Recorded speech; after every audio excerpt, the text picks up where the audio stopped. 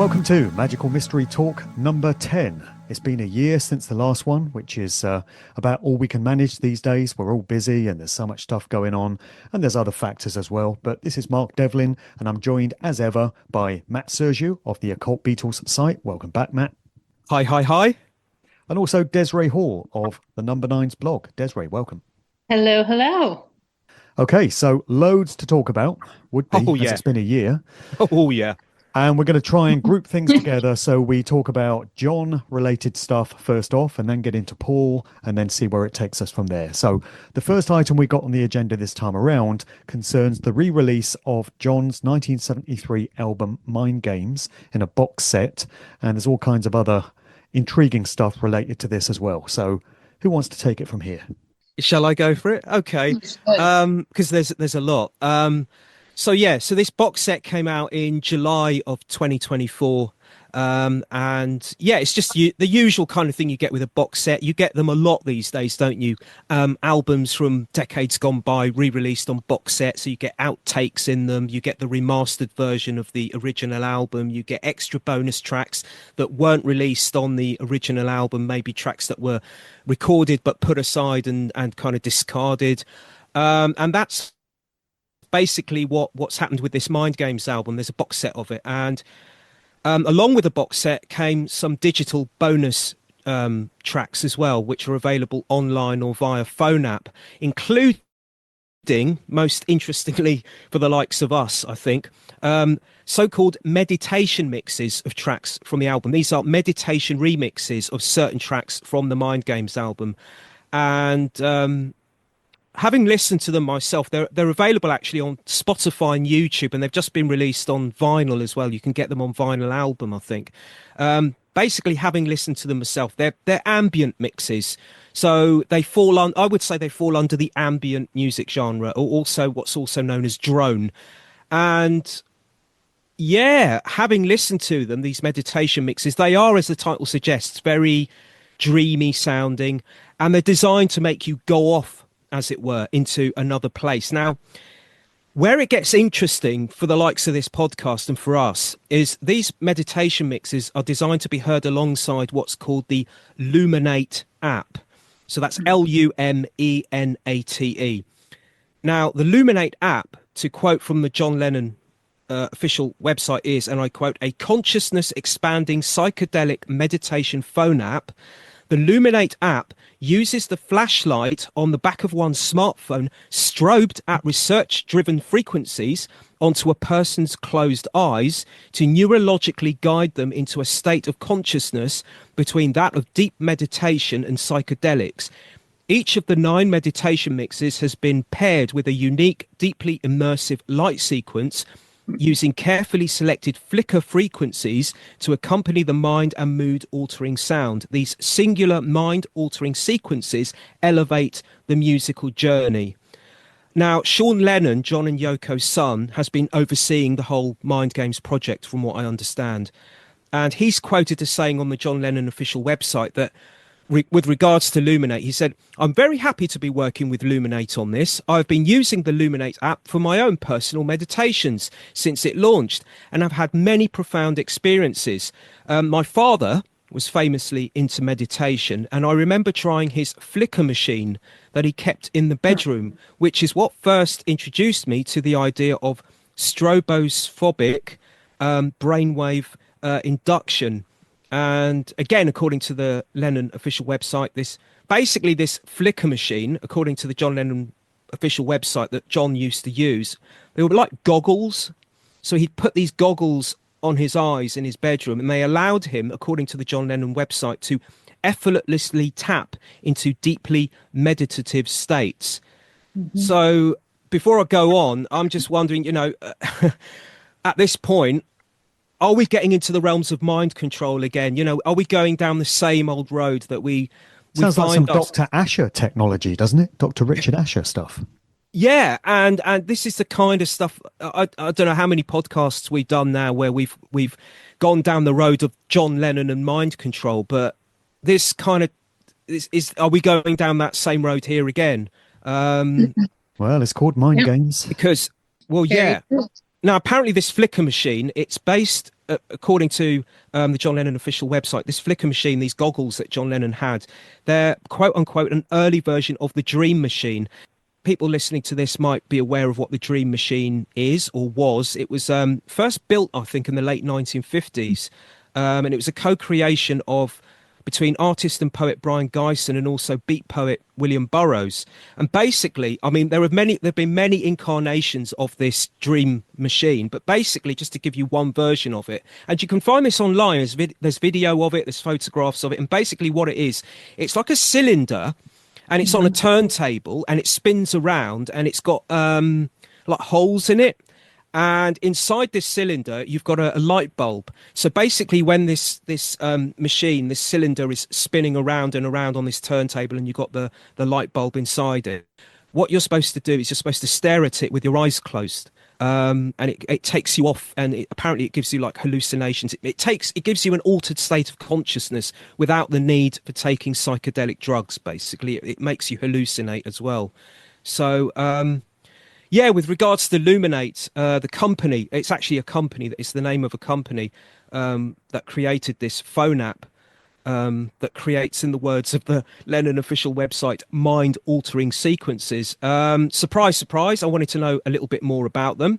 So I've looked on their website, and they claim, and I quote, that they are on a mission to inspire people to live more fulfilling lives through accessible consciousness-altering experience, from interviewing people at Burning Man to months of EEG brain scans, developing and optimizing our method of inducing altered states only using light and sound. Now, what I find personally quite intriguing when I looked at Luminate's website is that Luminate gets backing from, I think it's a company, they're called Beckley Waves, which was co-founded by a woman who's been on my radar on and off for a number of years now, a lady by the name of Amanda Fielding, and she runs the Beckley Foundation, which is a non-governmental organisation. Now, anyone who's listening to this who's familiar with my work will know that I also not only look into the Beatles, but I also look into the 1960s counterculture of the UK, to check out for clues that it was social engineered. And one of those characters that's popped in and out of my research has been Amanda Fielding, because she was one of the movers and shakers of the 60s counterculture scene. She's British born. She's a countess. Surprise, surprise. Apparently, is her dad a plumber? No, certainly not a plumber. No, definitely not. Now, what a surprise, eh? Apparently, it's sometime in the 1970s, well, from about the 1970s, 80s onwards, basically what she's been doing, been lobbying within British Parliament and elsewhere within the so-called British halls of power, as it were, to have psychedelic drugs legalised so that they can be used, well, according to her anyway, to aid mental health. And interestingly, her Beckley Foundation website states, and I quote, that she has been called the hidden hand behind the renaissance of psychedelic science. Very interesting that she should have that on her website. And I've noticed it myself. I don't know if you guys have, but over the last 10 years or so, maybe a little bit longer, I don't know, there has been a move by the mainstream to kind of legalise psychedelic drugs. And the argument that the mainstream is putting forward is that we need to legalise psychedelic drugs so that we can experiment with them for the good of, quote unquote, mental health, for the well-being, for mental well-being, for curing mental illness. I've certainly noticed some mainstream magazine articles about this, newspaper articles. And wasn't there a film that came out a few years ago promoting LSD? And I think Sting was in it.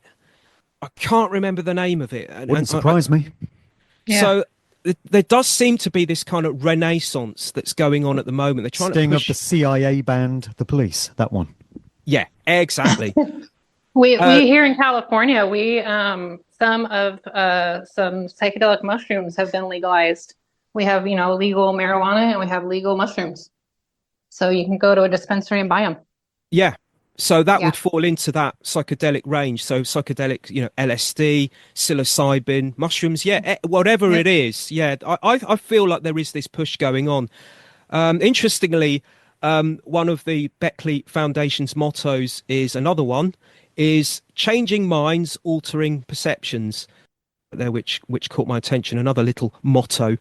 And apparently, from what I understand, the Beckley Foundation was formed in 1998.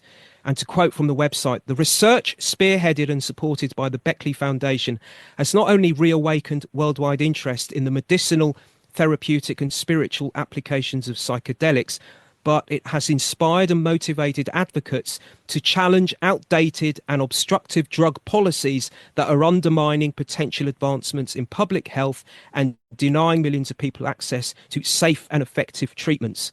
Safe and effective, where I've heard that phrase before. There you are. You've got it right there on their website. This is what they're doing. They're pushing to legalize psychedelics for the good of mental health, so they say. That's because they care about us, Matt. They just want to help us. That's all it is. Oh, yeah, sure.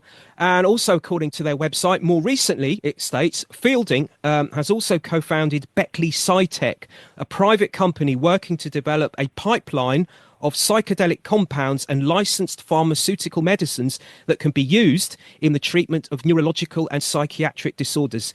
And now Beckley Waves will carry on Fielding's legacy by supporting the emerging leaders and companies that are actively building a global infrastructure to enable safe, legal and responsible access to psychedelic medicines and psychedelic assisted therapies.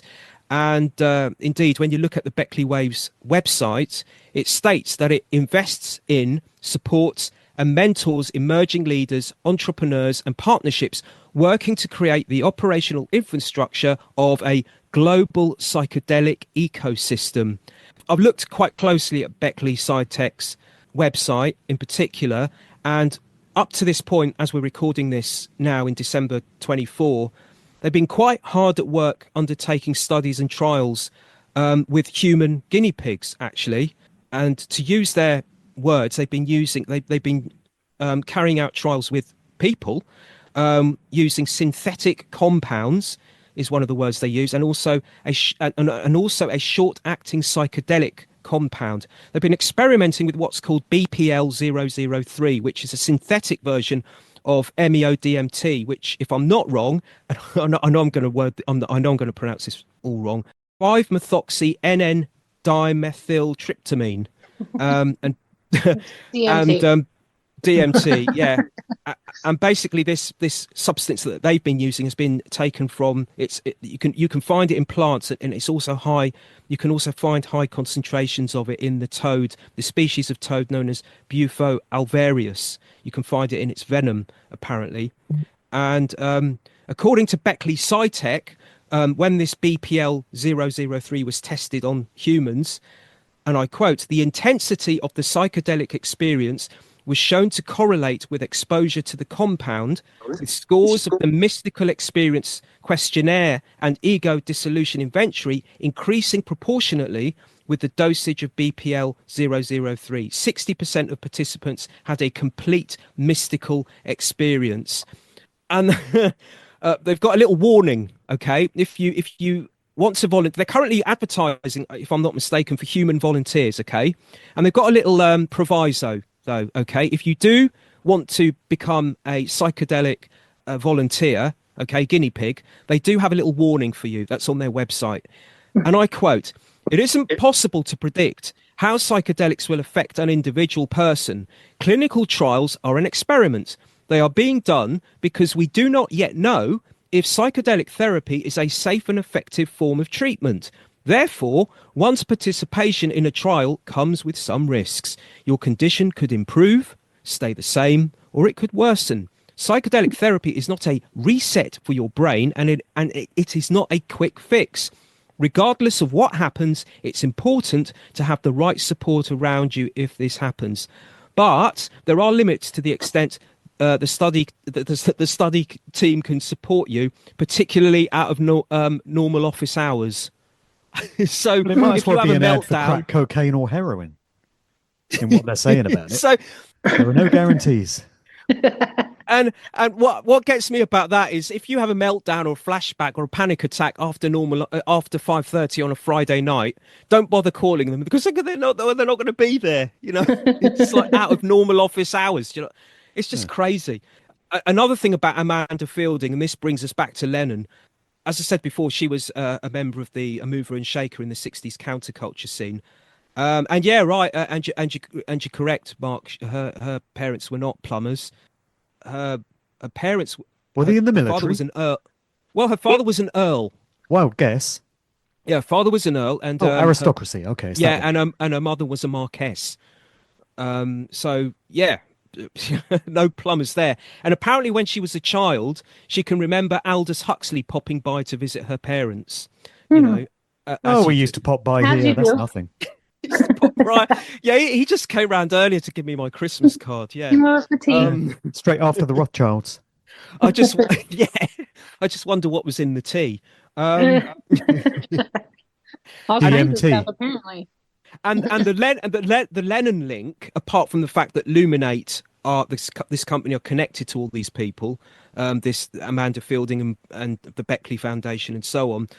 In the late 60s or early 70s, sometime around then, Amanda Fielding actually drilled a hole in her skull with a dentist's drill in a practice known as tree panning. Anyone who's I've done that familiar, too. anyone who knows about tree panning, apparently advocates of tree panning believe it increases the blood flow to the brain if you do that, and as a result it gives one a higher state of consciousness, and some people think it gives you a third eye. And apparently in the late 70s and early 80s she actually campaigned for trepanation to be offered free on England's National Health Service. I kid you not. Wow. I don't know much about consciousness studies, but I didn't think you were supposed to drill yourself a third eye. She apparently made a film about this. I've tried to find it on YouTube, but she has made a film about this, drilling a hole in her head. Yeah, the reason I'm mentioning that in particular is that Paul McCartney, some years back, I do remember him saying in an interview that John Lennon wanted to do this. Yeah, I recall that as well. Yeah, apparently Paul McCartney recalls that one day he was sitting with John Lennon sometime in the late 60s, and John said to him, "Hey, why don't we try tree panning?" And Paul said, "No, no thanks." So they go, these are the people that are behind, they support and fund the Luminate people that have made this Luminate app, which is what on could the possibly mind go games. wrong? What could possibly go wrong?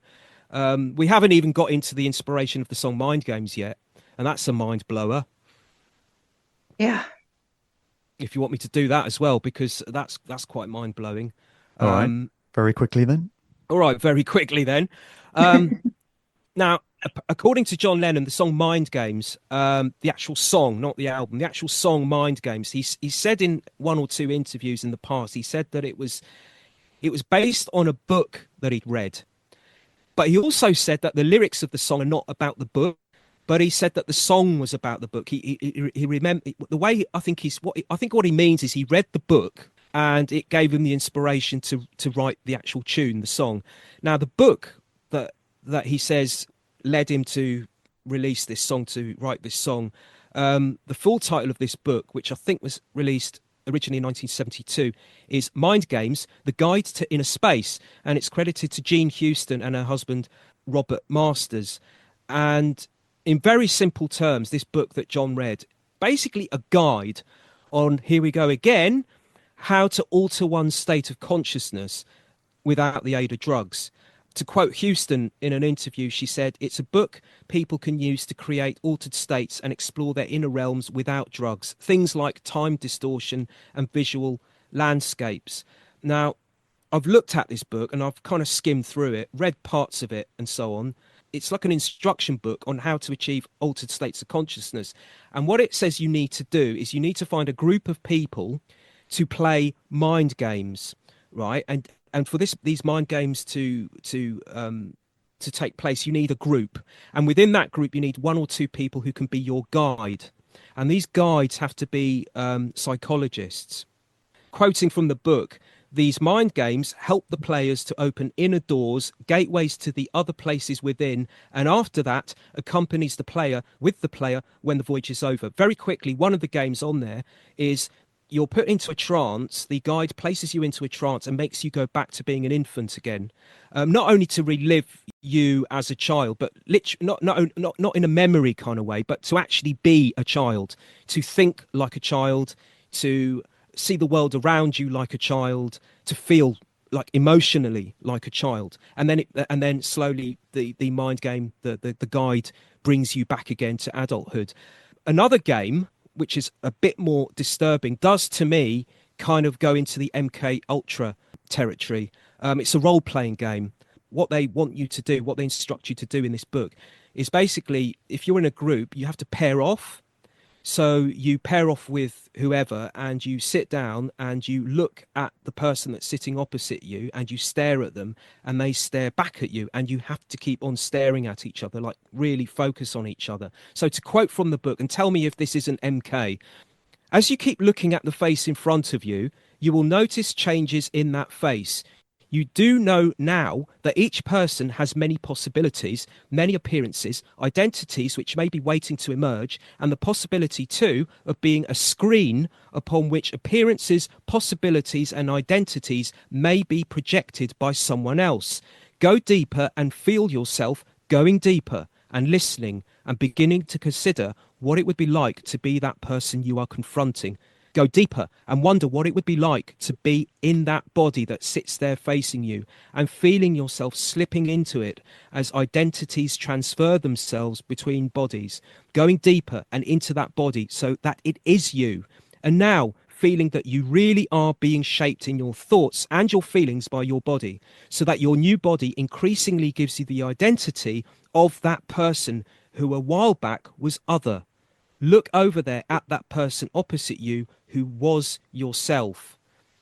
And the book then goes on to say, to explain other things that you have to do within this particular quote unquote mind game. I think I'll stick to Twister. Oh God, I can't. No, my back couldn't handle Twister. And there's also another one, just to mention one more of these games. Maybe this book should be called Mind Control Games. But anyway, there's another one where the guide teaches you to self-induce yourself into a trance. So you can actually alter your state of consciousness, place yourself in a trance by yourself. And they give you a word, okay? A word, they call it a word image, so that you can self-induce yourself, okay? And the word they give in the book is butterfly. As in monarch. I'll just leave it at that. That almost sounds familiar. I'm trying to find it, but I couldn't bring it up. But I seem to recall John Lennon actually saying that he did something like that, where you sit in front of the other person and stare at them. With Paul McCartney, back in the day when they were starting their psychedelic experiences together. And I was trying to pull it up and find it, and I couldn't. But I seem to recall that he was saying he was staring at Paul McCartney, and his face started changing, and all of these things that sounded really familiar. So I wonder if that's part of it. That does ring a bell. That does. Yeah. Now you mention it, that does ring a bell. But when you started mentioning that, I was thinking of something else, and I'm sure you might remember this too, guys. Desiree, I don't know, that when he was a child, John Lennon says he remembers as a child in Liverpool, he would look into the mirror and he would rub his eyes. Yeah, he would rub his eyes really hard and try and get himself into an alpha state. I remember him saying that. I can't remember where that quote is. I don't remember hearing him say that, but I remember reading it in an interview or something like that. Yeah. I want to say a Playboy interview for some reason popped into my head when you were talking about that, but I could be wrong on that. But yeah, interesting. But don't worry, guys. The Beatles were just 4 regular working class lads from Liverpool who just happened to become famous, punted around a few demo tapes. That's all there is to it. There's nothing more to know. There's nothing nefarious or mysterious here. No, wrote 900 and something songs in 7 years. And of course, we've all done it. And a lot of them came in a dream, like Eleanor Rigby and Yellow Submarine and normal, Yesterday. And and actually, while we're on this, as we're getting darker, actually getting into the realms of MK, maybe I think it's interesting to note some of the people who actually helped to put this book together, because it was authored by Jean Houston and her husband, but there were other people involved in putting this book together, people who actually, to quote from the book, people who actually helped to devise and test and experiment these mind games that were then given the okay to be put in this book. Some names are mentioned of some very nefarious characters. One of those is Bernard Aronson. He was a psychologist, no surprises there. And in 1977, it was revealed that he'd been involved in CIA experiments with LSD on inmates at a reformatory. And this was going on. These experiments were going on with Aronson in the 1960s at the New Jersey Bureau of Research in Neurology and Psychiatry. And he was also pals with, here we go again, Aldous Huxley. And he's actually responsible for first turning on Aldous Huxley to mescaline. And it was as a result of Huxley taking mescaline that he wrote the book. Writing about that experience, he went on to write the book Doors of Perception. Doors of Perception is actually based on his experiences of mescaline after Humphrey Osmond introduced him to that drug. And of course, as we know, Doors of Perception became this kind of 60s counterculture Bible, and is said to have inspired the Doors to name themselves the Doors. Here we go again. Osmond was actually the director of that New Jersey Bureau of Research in Neurology and Psychiatry at the time that the CIA experiments with LSD were going on. And he was also one of the people that contributed to that Mind Games book. So, and Osmond is reported to have also been involved not only with the CIA, but also MI6 as well. Someone else who contributed to the book it was Dr. John C. Lilly, an American physician who rubbed shoulders with the likes of Timothy Leary, also R.D. Laing, who was known as the British counterculture's in-house psychiatrist. Tavistock Clinic connected, wrote some documents and reports for the Tavistock Clinic, if I'm not mistaken. And he also rubbed shoulders with, here we go again, Aldous Huxley. Dr. John Lilly was involved in psychedelic research in the 50s. So this was back in the day before LSD was well known, before it became a mainstream drug. Lilly was experimenting with it. So this is back in the days when it was when LSD was being used within the confines of the military intelligence complex, as it were. And he's also well known for his experiments with isolation tanks filled with water, where people could float for long periods in sensory isolation. There is this belief that if you're put in one of these isolation tanks, you can actually alter your state of consciousness. Here we go again. This is straight out of the TV drugs. series Stranger Things. Have you seen that? No, I haven't. I've heard about it, but I haven't seen it. Yeah, I've mentioned Stranger Things several times. So you've got this character, I've heard, 11, portrayed by Millie Bobby Brown, and she's in a sort of MK Ultra style mind control facility, and they put her in these isolation tanks where she goes into these altered states, as you say, and she can do things like remote viewing and telekinesis and such, and it's portrayed right there. And they tell you in the narrative of that show, this is MK Ultra, came out of the CIA, and it was very real.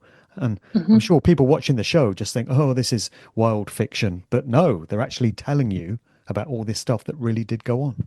Yeah, and the show it's supposed to be taking place like in the early 80s, 1980s. Exactly. So it's almost like a recollection of things that possibly really could have happened. And did. Yeah. We now know. There was a movie that came out in the 50s, and I think it starred Dirk Bogarde, the British heartthrob actor of the 50s and 60s. I think it came out in the 50s, and it was based in Oxford, Mark. It was based in Oxford University, and he was a guy who was experimenting with an isolation tank. And he went into it, and his personality changed. They didn't state in the film that it was based on real life. But Matt, you can't be saying that sort of thing goes on at Oxford University. Come on now, that's too much of a stretch. I can't accept that. Well, if it wasn't going on there, it wasn't going on at Stanford either, right? Yeah, sure. Or Cambridge, where Chris from Sheep Farm is. And also, Desiree, there's a character in there played by Matthew Modine, Dr. Martin Brenner. And to my thinking, he's very clearly modelled on Dr. Ewan Cameron, who was a notorious MKUltra doctor working at McGill University in Montreal. It's pretty clear that he's portraying a Cameron-type character there. Anyway, perhaps we should mention that in the accompanying book to this Mind Games reissue, there's a reference to Aleister Crowley and magic. Go figure. So not the first nor the last time that Crowley has cropped up in Beatles research, right? Absolutely not. Absolutely. Just to underline Dr. John C. Lilly, it turns out that he was actually using, his quote was, with regards to altered state of consciousness, it was a doorway into the universe. It allows one to escape one's body. One soul can leave, and one can clean one's karma from one soul and become pure spirit in communication with God. That's what he claims he was undertaking these experiments with the isolation tanks for. It was a psychedelic experience. But if you flip over the coin, it has been reported that for a time, at least, Lilly was actually working with the military-industrial complex on experiments during the so-called Cold War to use these isolation tanks to, quote unquote, modify and control behavior of so-called enemy agents. I found a report in 1956, a news report, in which a Dr. Robert H. Felix, who was director of the National Institute for Mental Health, where Lilly worked at the time, in this news report, it says that he informed a committee of senators that Lilly's work with isolation tanks, and I quote, explain how brainwashing works. A long period of imprisonment in a dark, nearly silent cell is effective. With normal sensation cut off, the prisoner's thinking is disorganized. He grows desperately hungry for any kind of information, however unreliable, from the outside world. And just to really underline this, Jean Houston, the author, the co-author of this Mind Games book, has worked for the UN. And she's also worked with President Bill Clinton and Hillary as well. So there you have it. Yeah, Mind Games, the lyrics, yeah, Crowley. This is I wasn't aware of this. I mean, basically, when you get the Mind Games box set, if you buy the Mind Games box set, you get a free book with it, a hardback book. And basically, this hardback book gives you the background of the making of the album, interviews with the musicians, and so on and so on. And also what was going on in John and Yoko's life at the time. Yeah, I'll just quickly reel off one verse of Mind Games, the song, the actual song, which was released as a single from the album. We're playing those mind games together, pushing the barriers, planting seeds, playing the mind gorilla, chanting the mantra, peace on earth. We all been playing those mind games forever, some kind of druid dudes lifting the veil, doing the mind gorilla. Some call it magic, the search for the grail. Now, in the Mind Games book, there's actually a typewritten lyric sheet. And according to the caption that's next to it, this piece of paper, this typewritten lyric sheet to Mind Games, was being used in the studio at the time by John. So I'm assuming it was one of those lyric sheets that they had standing up on a music stand or something so that the musicians could look at it, like a guide vocal kind of thing. And it's typewritten, and officially the word magic in the lyrics, if you look online or wherever you want to look, officially it's spelled M-A-G-I-C. But if you look on that typewritten piece of paper of John's, somebody, I would assume it's John, has scribbled in a K on the end of magic, which is rather interesting. Indicating knowledge of what Crowley was into. So it's Crowleyan magic as opposed to David Blaine, Paul Daniels type magic. That's right. This magic with the K is the spelling that Crowley championed, isn't it? I mentioned David Blaine just so Desiree would know what I'm talking about there, because Paul Daniels doesn't cut it with American audiences. Not a lot. I got it. Thanks. To quote Crowley from one of his written works, with regards to the word magic with the K, I found myself at a loss for a name to designate my work. I chose, therefore, the name magic, as essentially the most sublime and actually the most discredited of all the available terms. I must make magic the essential factor in the life of all. I must then explain and justify my position by formulating a definition of magic and setting forth its main principles in such a way that all may understand instantly that their souls, their lives, in every relation with every other human being in every circumstance depend upon magic with a K, and the right comprehension and right application thereof. Definition: magic is the science and art of causing change to occur in conformity with the will. There's more Crowleyan references on the Mind Games album, and that's the song that we've already mentioned, Bring on the Lucy. Mm-hmm. Okay, we should probably wrap up the Mind Games stuff there, because we've got loads more to get through. What amazes me when we do these shows actually is just how the Beatles mythos is being systematically kept alive. after all these decades, because it seems like every month there's a new book or a documentary or an exhibition or something just to keep this group's name out there. And my daughter, who's just about to turn 14, has recently discovered the Beatles, and she knows more about them than me now because she's done like 10 crash courses in this group's history. And we're going up to Liverpool in a couple of weeks actually to go around some Beatles sites. We're going to the Casbah Club, and we're going to Paul and John's childhood homes and all these sorts of places. But it seems to be the strategy to make the Beatles appealing to new generations that weren't around at the time that they were. So there's got to be a reason why this group, over and above all others, has been selected for that. It certainly keeps this podcast going anyway. Right. So in among the list of new books and films and such, we've got these new memoirs by Elliot Mintz. We All Shine On, John, Yoko and Me. And given that this guy lived in Laurel Canyon, interesting location, which is right where Desiree is in California there, or close to, do you maybe want to take up this one, Desiree, and tell us about this memoir by Elliot Mintz and also who he was? Right. I am not so debriefed on Elliot Mintz. I know him from that he was, the close with John and Yoko, particularly at the time of John Lennon's death. But I haven't read this new memoir, and I know that Laurel Canyon is especially recently more of a hot topic. I heard that one of the Rothschilds just passed away in Laurel Canyon from a house fire. But other than that, I am not. This is, I think, more one for Matt for sure. I mean, Elliot Mintz, since John Lennon died, has become Yoko's official spokesperson. I think that's exactly. Yeah, he does a lot of speaking for Yoko. I don't know about you, Desiree, but if you've ever heard him talk, he's got this kind of sinister voice. He sounds almost hypnotic, a little bit creepy, kind of softly spoken, almost hypnotic. Talks very slowly. Does he mince, or is that just his Really name? makes me feel. I think he probably does. But I find him a little bit creepy. I do find him a little bit creepy. And I would not only say that he's Yoko's official spokesperson. For me, having listened to him over the years when he talks on behalf of Yoko, I would say he's her mouthpiece.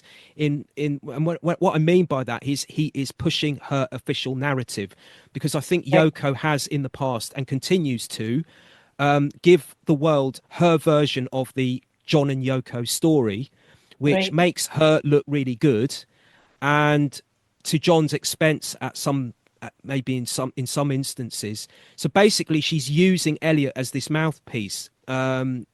Basically he's her media lackey.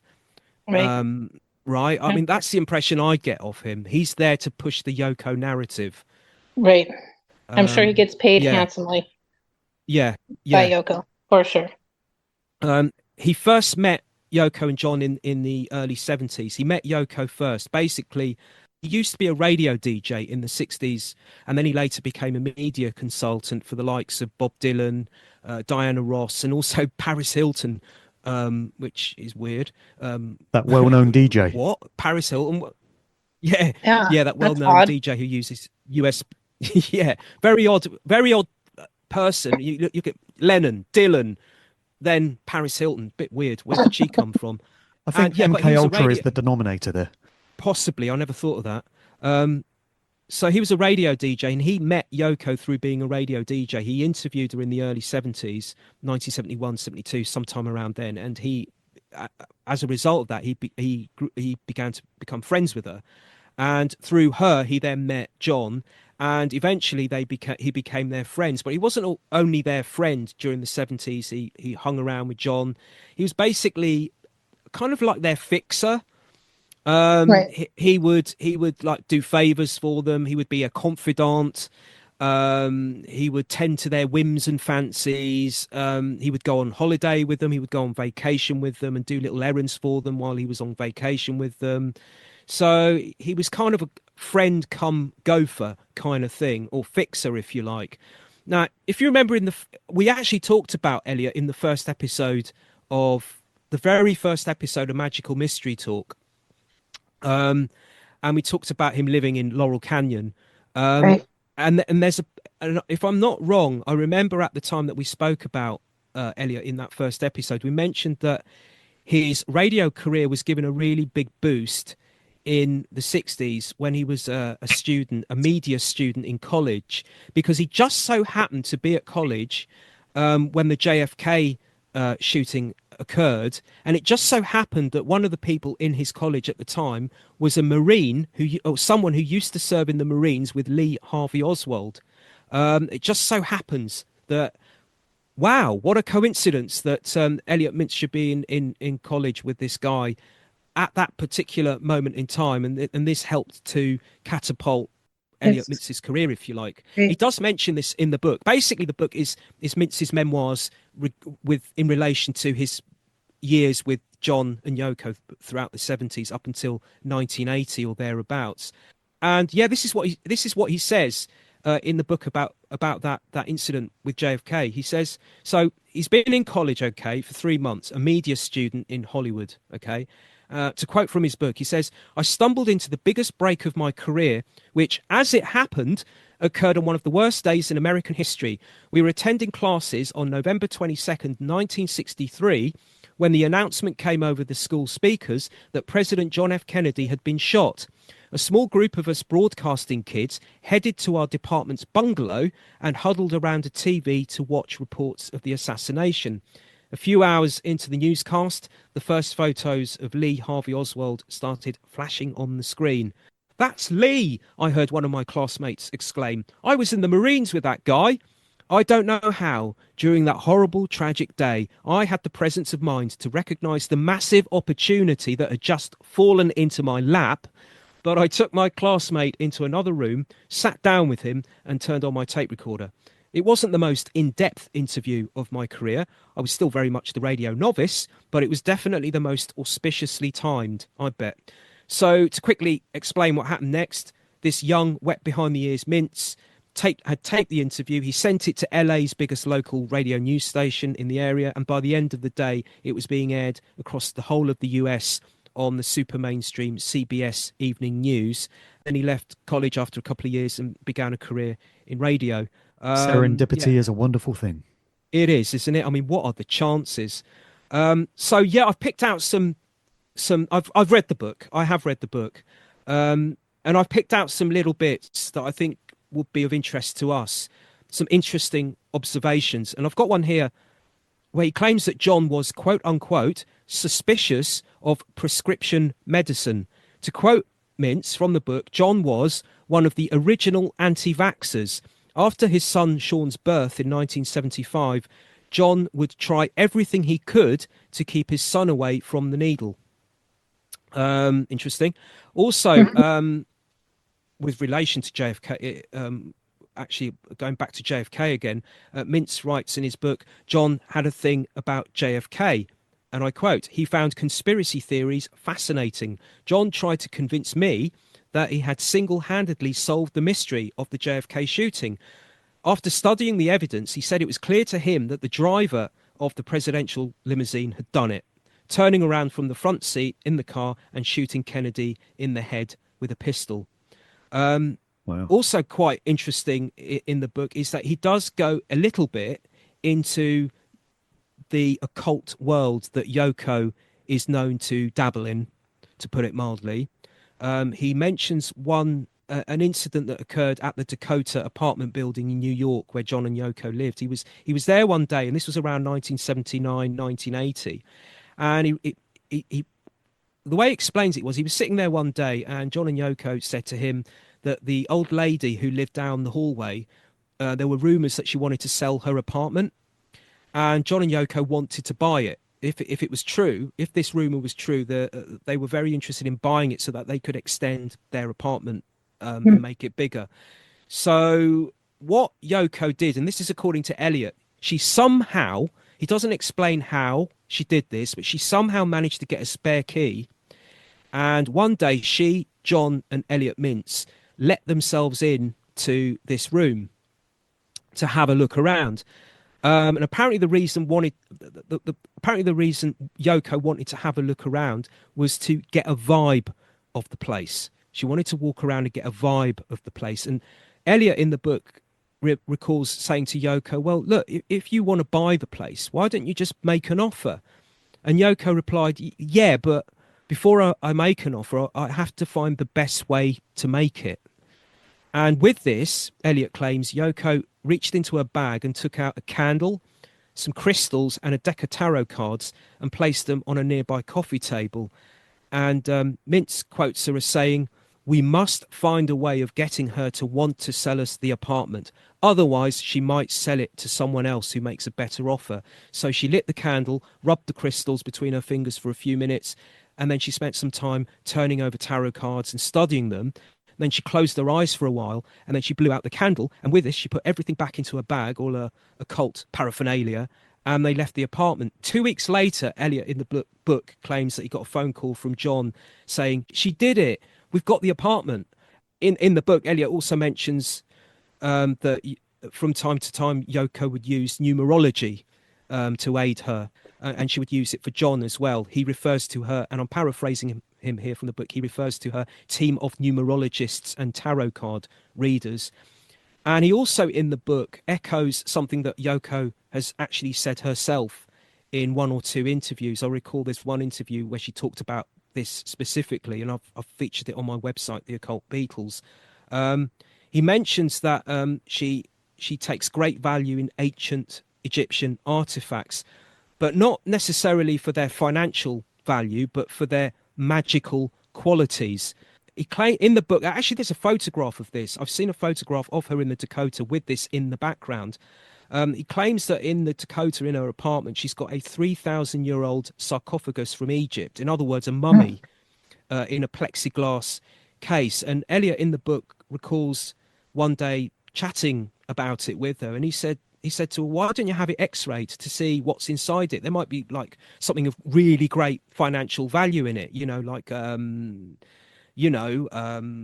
jewels, precious jewels or something of that kind.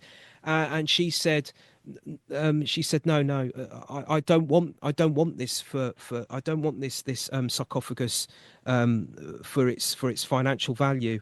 I want it for its magical qualities. And I'm paraphrasing here. I recall her in an interview in 1980, just shortly before John Lennon was shot, where actually I've got the quote here in front of me on a piece of paper. Let me just get it for you. Yeah, she says, to make money, you have to spend money. But if you are going to make money, you have to make it with love. I love Egyptian art. I make sure I get all the Egyptian things, not for their value, but for their magic power. Each piece has a magic power. So that's her basically. So basically, Elliot Mintz is kind of confirming what she's already said herself in that regard. And in past editions, I think in at least one edition of Magical Mystery Talk, we've actually talked about that period in John's life where Yoko Ono threw him out and they were separated for 18 months or so, the so-called lost weekend, when strangely Yoko threw him out and gave him a girlfriend to to go off with, which was rather odd. May Pang, we talked about May Pang in a previous episode where she claims that she was getting on with John, they were in love, and then one day out of nowhere he just decided he wanted to go back to Yoko Ono. And she claims the reason that happened is because one day he got a phone call from Yoko asking him to come to the Dakota to see a hypnotist who was going to cure him of his smoking habit. So off he went, and before he went, May claims that she tried to warn him against doing this because she had a nasty feeling about it. But he said, no, it's going to be fine. It's going to be fine. And off he went. And when he returned, she claims that he was a different person. He was almost like a zombie, that something happened when he went off to the Dakota to see this quote unquote hypnotist. MK now, Ultra top up. Yeah, exactly. Well, in the mind game, in this new book by Elliot Mintz, he claims that he was the one that actually found the hypnotist for John. He claims in the book that it wasn't Yoko's idea, it was his idea, that he was the one that located the hypnotist and contacted John about seeing this hypnotist about quote unquote getting rid of his smoking habit. What Elliot claims in his book is that no, it wasn't Yoko, it was him. And this hypnotist that he'd found is a hypnotist that John was interested in actually seeing. He'd heard Elliot had actually interviewed this hypnotist on his radio show some time before, and John Lennon remembered this, and he said to Elliot, hey, if you ever get in contact with that hypnotist again, let me know, because I'd like him to try and help me quit smoking. So that's what Elliot claims, is that he finally came into contact with this hypnotist again and called John and said, hey, why don't you come over to the Dakota and maybe this guy can help you out. To quote from Mintz's book, so he goes to see this hypnotist, and to quote Mintz, John didn't quit smoking, not for a minute, as a result of the hypnotist. So, and he goes on, so it's hard to imagine that the hypnotist, having not helped John quit smoking, it's hard to imagine the hypnotist had succeeded in brainwashing him into anything else, like, say, leaving a lover, May Pang. But get this, Elliot goes on, but the very next day, John did break it off with May and returned to the Dakota, resuming his marriage with Yoko. So was it because of the hypnotist that John went back to Yoko? Is that what he's trying to say there? Is he trying to say in his own way that it's not Yoko's fault, that it's somehow Elliot's fault? That I don't know what he's trying to say there. He's trying to get the blame off Yoko, but in a kind of a roundabout way, but without saying it. He's basically saying that the hypnotist actually did his job and actually got him to go back to Yoko. Do you know what I mean? I don't know what he's trying to say. I just wonder what the whole Lost Weekend episode was all about anyway, because apparently it occurred with Yoko's blessing. She suggested that John should take up with May Pang and go and live in LA for, what was it, a little over a year or something? 18 months, yeah. 18 months. Okay. So reportedly he was getting drunk all the time and getting into fights. He got into a beef with Todd Rundgren, the musician, and there was an open letter that he penned to Melody Maker, laying into Lennon, calling him a false revolutionary or rebel, and accusing him of striking a waitress in the Troubadour Club. And Lennon wrote back to Todd Rundgren and basically said, yes, I did hit the waitress. And it was just very scathing in his riposte to him. But what would have been the value of that whole situation? Because John's doing drugs, getting drunk, hanging out on the Sunset Strip and such. I don't know why Yoko would have wanted him to be doing all that. And then she clicks her fingers when she thinks the time is right, and he goes right back to her, apparently on her instruction. So it's a very, very bizarre period in his life, isn't it? It is. Good point, Mark. Yeah. I mean, according to the officially sanctioned Elliot Mintz pushed version of the John and Yoko story, yeah, for 18 months he went on this lost weekend. She threw him out. May Pang she accompanied him on this journey, and apparently according to the official account we're given, it was 18 months of pure hell. He was living in this world of debauchery, drug addiction, alcoholism, depression, suicidal tendencies, wanted to go back to Yoko. His life was hell. It was a mess. It was empty. Do you remember that strange story you brought up in a previous episode as well about, I think you said May Pang found him smashing up a room. Was it a hotel room or a room in his home? Mm-hmm. And he was in an absolute rage, and the only comment he would make was, it's all Roman Polanski's fault. Yeah, that's right. Yeah. What the hell is that all about? Yeah. And I think too, being focused so much on John and what John was doing during those 18 months, nobody's talking about what Yoko was doing during those 18 months. Why did she want to get him out of the Dakota for that long? Was there something else going on there? Was she doing some sinister things? While everybody's focused on what John was doing, what was she doing? Well, Matt, when you were telling that anecdote about Yoko trying to get the vibe of that neighboring apartment in the Dakota, that just sounded like a deleted scene from Rosemary's Baby to me. You can imagine that being in that movie. And and of course the Dakota building was used for the exterior shots of the fictional Branford apartment building. So and the thing is, May Pang has always said that this wasn't a lost weekend, quote unquote. It was one of John Lennon's most productive and happiest periods of his life after the Beatles, because if it was a lost weekend, she says, how is it that he managed to record 2 albums, one of which went to #1, if I'm not mistaken? He recorded a #1 hit with Elton John, a #1 hit with David Bowie, which was Fame. He produced Harry Nilsson's album Pussycats. And he was also beginning to reignite relationships with certain people from the 60s that he used to hang around with, namely Mick Jagger and also Paul McCartney.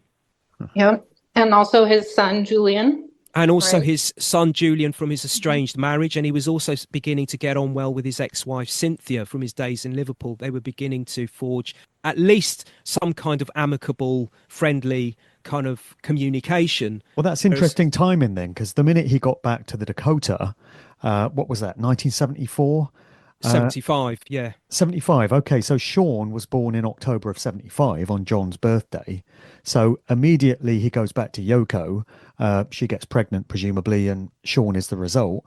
And then he enters his house husband phase, doesn't he? Where he's basically locked away in the Dakota for about 4 years.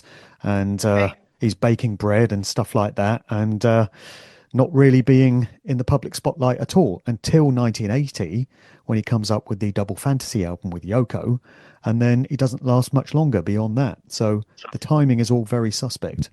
It is, especially when you consider that he was beginning to consider going back into the world of protest, because he'd given up protesting in 1973 when his immigration lawyer told him to stop it, because basically he'd been fighting against the Nixon administration with anti-Vietnam War demonstrations. He was fighting for the British to get out of Northern Ireland.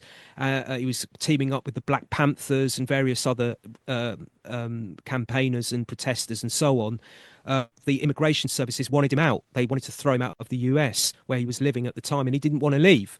But his immigration lawyer said, look, if you don't stop doing all this radical politic type stuff, they're going to have enough evidence to throw you out. So he had to stop. But once he got that green card in 1975, 76, and he came out of this so-called retirement from the music business in 1980, he'd already put down in his diary a march, a demonstration that he was due to go on. The week he was shot, he was due to go on a demonstration that week somewhere in America. I can't remember where it was, for a workers' rights. I think it was a strike. There were some workers that were striking, and he was going to go out. So he was basically going to reignite that side of his life. And lo and behold, what a coincidence, he gets shot. Right. And Elliot Mintz, in the book, he doesn't lay into May Pang, but he does kind of say, yeah, well, May Pang's got her version of events, but that's not the way it was. It was a lost weekend of debauchery, depression. John did miss Yoko. So basically, he's pushing that particular narrative. What I do find a little bit confusing, well, there's a lot of things that I find confusing. For example, who was it that actually got that hypnotist to hypnotize John at the Dakota? And it looked like it did actually work, but who was actually responsible? Was it Elliot, as he says, or was it Yoko? Is he lying? Is he saying it's him so that he can cover for her? I don't know. But another thing that I find a little bit odd is that I do seem to recall in the first episode when we talked about Elliot Mintz living in Laurel Canyon. In that episode, I seem to recall that he said, and I've got this straight from the horse's mouth, I've heard him say it himself in interviews when I was researching for that first episode. Elliot said that he moved to Laurel Canyon in the mid-60s.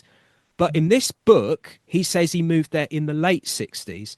Not only that, but I do seem to recall in the first episode that I also discovered from him, having said in interviews, that he didn't live in Laurel Canyon after John Lennon's death, that he moved out. But in the book, well, not actually in the book, I heard a podcast of him a few weeks ago talking about the book, promoting the book. And he said in the podcast that Sean Lennon, after John's shooting during the 80s, Sean would come and stay with him at Laurel Canyon during the summer months for summer vacations. So what's going on there? Surely you can't have a bad your memory can't be that bad. Well, if it is, you shouldn't be writing a book. Yeah, exactly. And apparently, it's very, very odd.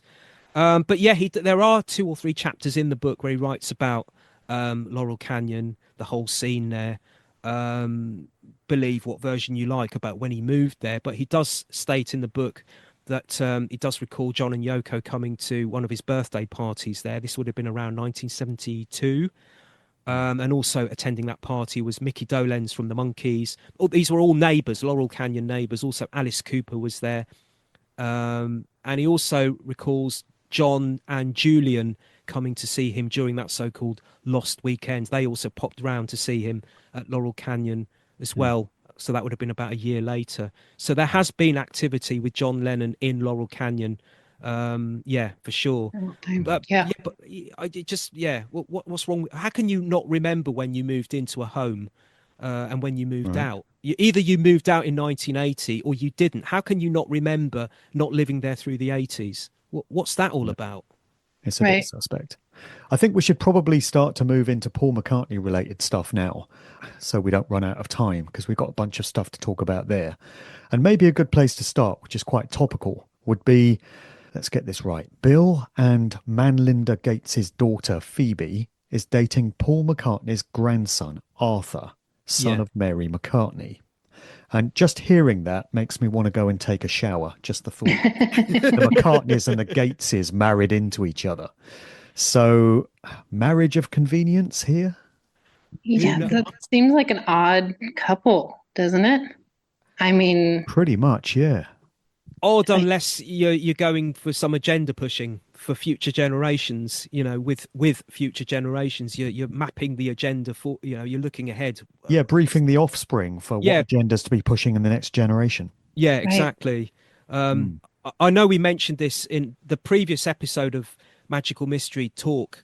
Me and Desiree and I discussed that at the time it was a rumor. At the time, there were rumors going around that Phoebe was dating Arthur Donald, Paul McCartney's grandson, but we weren't. But it was just a rumor then, and this rumor was sparked off by a photo that Phoebe had posted on Instagram of her and Arthur standing next to each other.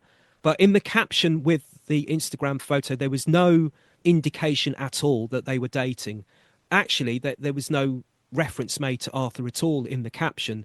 And if you look at the photo, it's just them standing next to each other on a balcony in France. They're just standing next to each other. They're not holding hands or hugging each other or... So maybe we're just told they're dating. That's all we need, just to be told.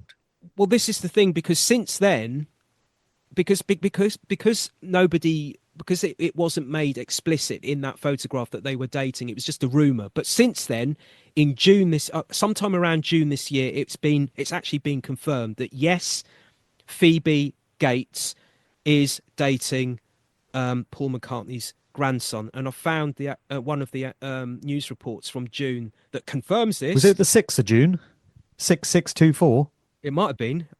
Just a guess. I don't have the actual... I should have kept the date. I didn't keep the date on this news report. I'm not actually sure. But the headline reads, Bill Gates's daughter, Phoebe, confirms relationship with Paul McCartney's grandson. Bill Gates's daughter, Phoebe Gates, has revealed she's in a relationship with Paul McCartney's grandson, Arthur Donald. On June 26th, the 21-year-old daughter of the billionaire Microsoft founder confirmed her long-speculated romance with Arthur, the son of the Beatles legend's eldest daughter, Mary McCartney. In a photo diary for the website Nylon, Phoebe documented her graduation from Stanford University. Didn't we mention Stanford just a little bit earlier with regards to MK Ultra? America's Tavistock.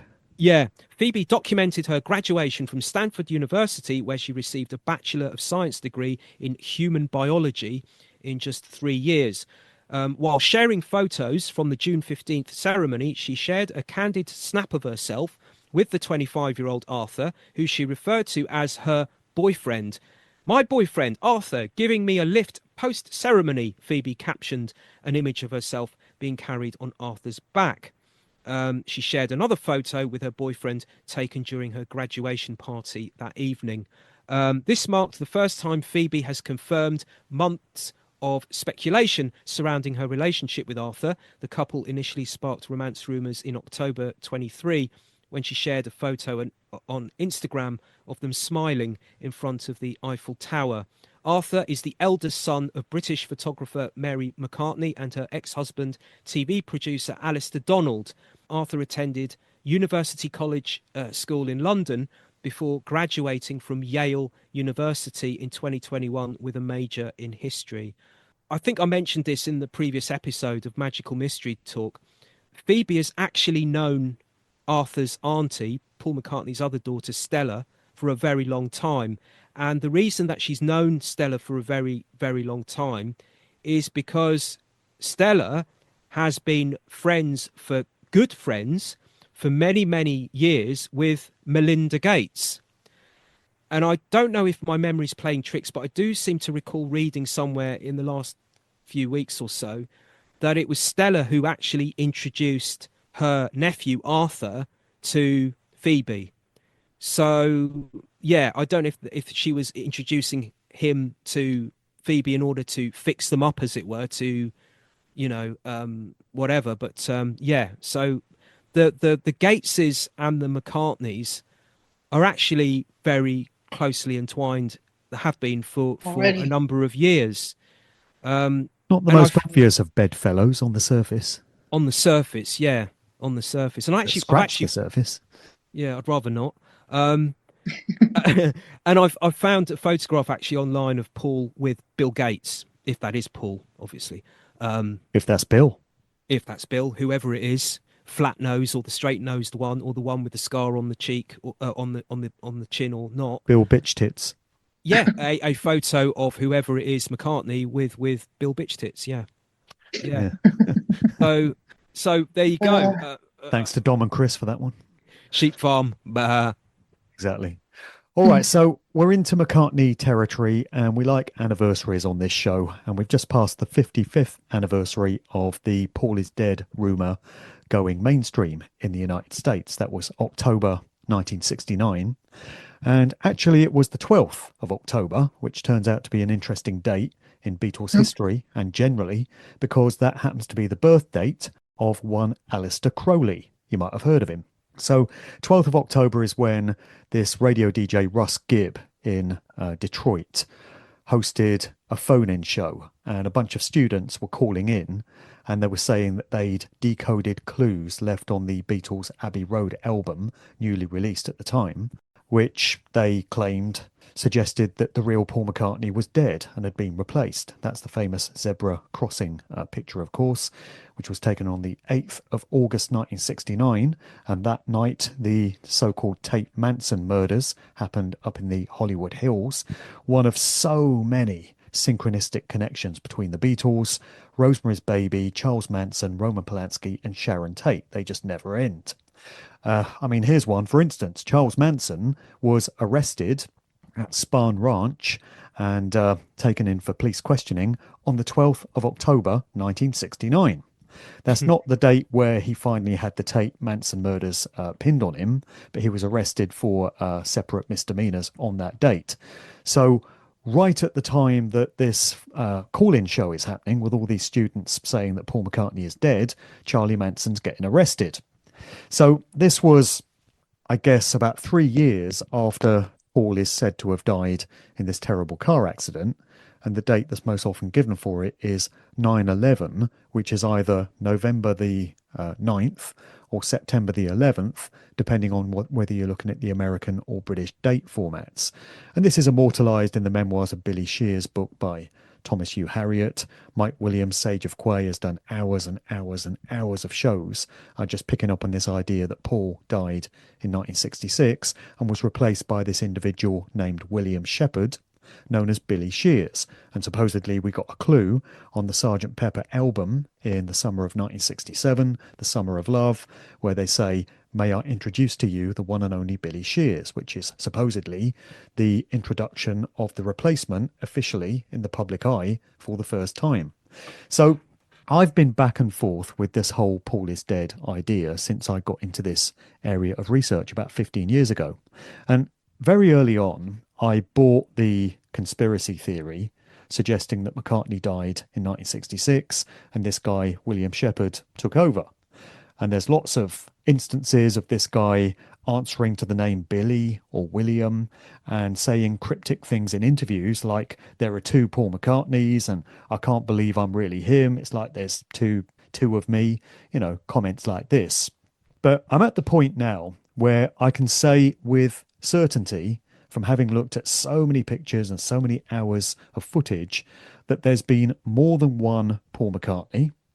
But I've got an interesting take on it, which I don't know what you guys think of this, but in the 1960s, we had a Paul who was kind of rounder, chubbier faced, and he was a bit shorter, seemingly, than the Paul that we think of today. And most people seem to think that's the original biological James Paul McCartney. So we saw him for a period from pretty much when the Beatles went mainstream with Love Me Do in 1962 through to about 65, 66.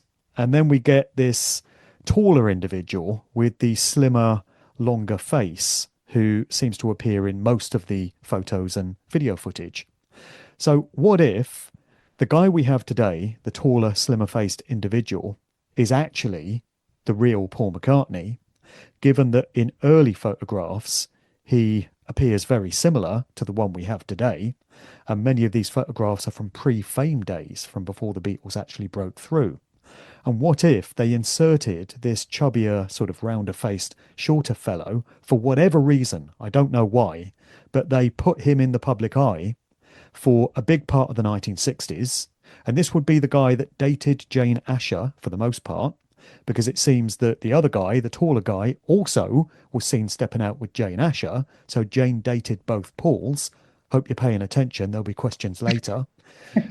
So wouldn't it be an absolute mindfuck if they put this fellow in and everyone thinks, oh, that's Paul McCartney, that's what he looks like, but actually he was the replacement? And then for whatever reason, round about 1966, they start using the taller, slimmer-faced guy, who is the real Paul, and they send everyone off down the garden path thinking, he's the replacement, they killed the real Paul. But actually, the one we think of as the real Paul was always the replacement. That's where I'm at with it now. So Wow. I don't know what you think of that theory.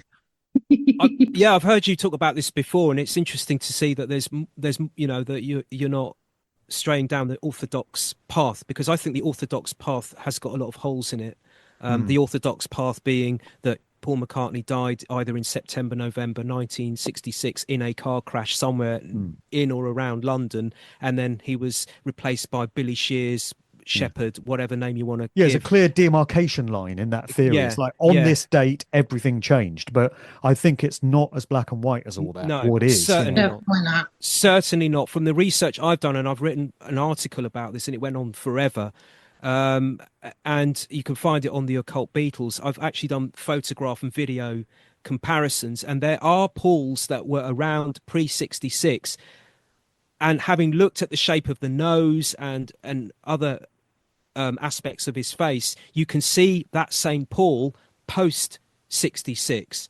But at the same time, there's another Paul that you can see pre 66 with a different shaped nose that you can also see post 66. So that would suggest to me that there is two of them that's always been running around, pre and post. What about those early pictures of Astrid Kirchers in the Hamburg days? A very young Paul looks, to my thinking, like present day Paul and not like the chubbier faced one that we had. Absolutely. Yeah. And there's also that moped crash that he's said to have had. Some people, although some people dispute that it was a moped crash, which happened, according to the official account, December 65, Boxing Day 65. Although if you read Mike McCartney, his brother, his biography, he states in it, if I'm not mistaken, that it was sometime in 66. And also, if you look at it, it majorly cut his face, didn't it? There were photographs taken after this supposed moped crash where you see Paul's face with cuts in it and bruising, and he's got a cut in his lip, which like a scar kind of thing. Looks almost like he's been beaten up, basically, been taken to a room somewhere and beaten to within an inch of his life. Right. And then, lo and behold, about a month after this so-called crash on Boxing Day, there are photographs of him, I think, at George Harrison's wedding or somewhere. And you look at his face and he's got no blemishes whatsoever, no scarring, nothing. What? So all of that scarring just, it all disappeared in a month.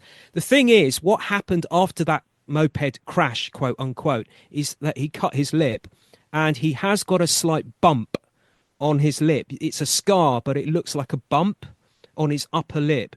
And so this is... He also cracked a tooth, correct? He cracked a tooth. Apparently what happened was the tooth went through his lip, through his mouth, and that's why he's got this bump. So that's pre-66. If you look at video footage and certain footage post-66, you can see that lip bump. So what the hell's going on there? Also, I've noticed that there is footage of Paul post 66 without the lip bump. So there's some with and some without. And before anybody says, oh yeah, this is Photoshop, no, this is video footage. I've looked at video interviews of Paul in the 80s, and in some of those he's got that lip bump. It reminds me of how in the Hey Jude video, which was shot in September 68, you've got Paul looking into the camera with hazel green eyes, and he's clean shaven. And then on the 2nd of January 1969, we've got footage of Paul in the Get Back sessions with a full bushy beard. So if that's the same guy, we're supposed to believe he's gone from clean shaven in September to a full bushy beard, 4 months later? I don't think you can grow a beard of that length in that short a time. And wasn't there another... Matt, you've got a beard. Tell me. Well, and especially Paul McCartney, I mean, he doesn't, he has that soft kind of face look to him, and you rarely see him with a beard, especially overnight like that. And so, yeah, that's a difficult conundrum to. So maybe there were two Pauls being used. One of them's busy growing a beard behind the scenes while the other one's in the spotlight, and then they put the bearded one in the spotlight and do that switch and wonder who notices. What about this? So I seem to think that in 1960, when the Beatles were in Hamburg, doing their nightclub thing, and when they met Astrid Kircher, however you might pronounce her last name, I personally think something happened in Hamburg, because prior to that, the Beatles, they just kind of were messing around. They were, the bad boy kind of look with their leather jackets and all that stuff. And it's been said that they were not that great of a band. They were not very well put together. They were just kind of partying. They were, they weren't defined musically. Polished. Nobody knew how to read music. They had a handful of songs maybe, but they basically did covers for the most part. And then all of a sudden, after they met Astrid Kutcher and were in Hamburg and came back, then all of a sudden it was like overnight, they just took off and were this huge band that had hundreds of songs and, could perform musically and, were in the studio and could, produce all of these studio quality songs. And I personally think something happened in Hamburg, and whether that was they actually signed there, maybe they got doubles at that point, and they had like a whole other band that was more for show, that were maybe cuter looking.